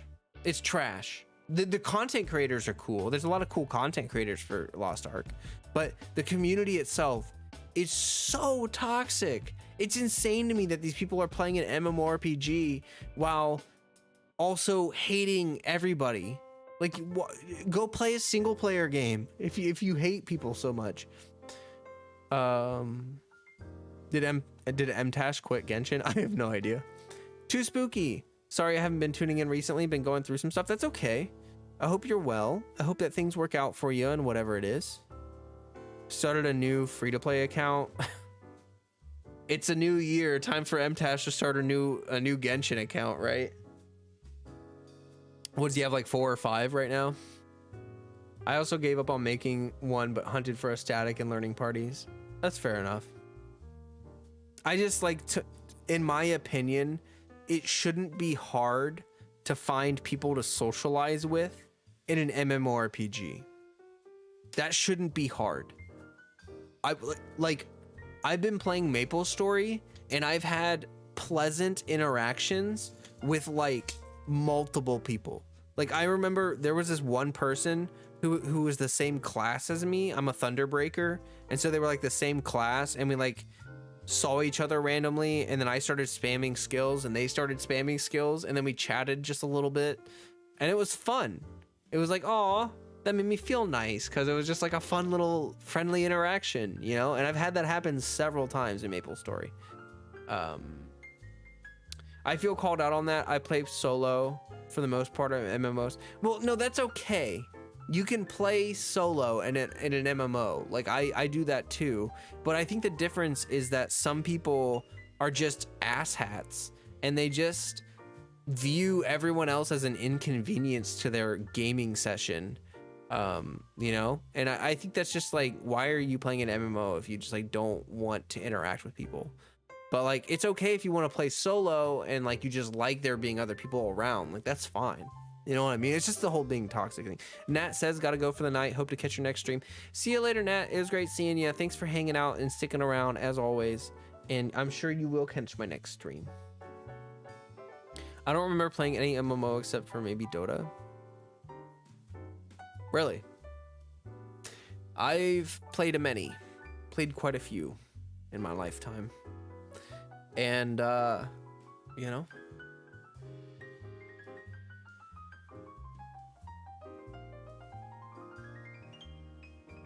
Oh, Remstrip's going too? I'll see you, Remstrip. I guess people are filing out. You know what? If people are filing out, maybe I'll file out. This is already about 2 hours in. I did think that tonight was going to be a shorter stream because it has been a while since I'd streamed, and I was just going to do a just chatting stream, and we did chat for quite a lot. We did a lot of chatting tonight. I've talked so much I can barely remember what the heck I'm doing. Destiny 1 had a good community. You could always pop into the app and pick up a raid quick. That's nice. Totoro's got to go soon. Yeah, it's kind of late, and I'm really hungry. Like I want to go eat something. I'm not gonna lie. Back when I was banned from games as a kid, so I used to play in an internet cafe, and the only option was Dota. Oh, okay, I see. All right, well, I had a great time streaming tonight and getting to catch up with you guys, seeing how everybody is, chat with folks. Anyone watching this as a VOD, hi, good to see you. Is Walrus streaming tonight? Oh, it is a Wednesday, isn't it? I don't know. I have no idea. He is streaming probably.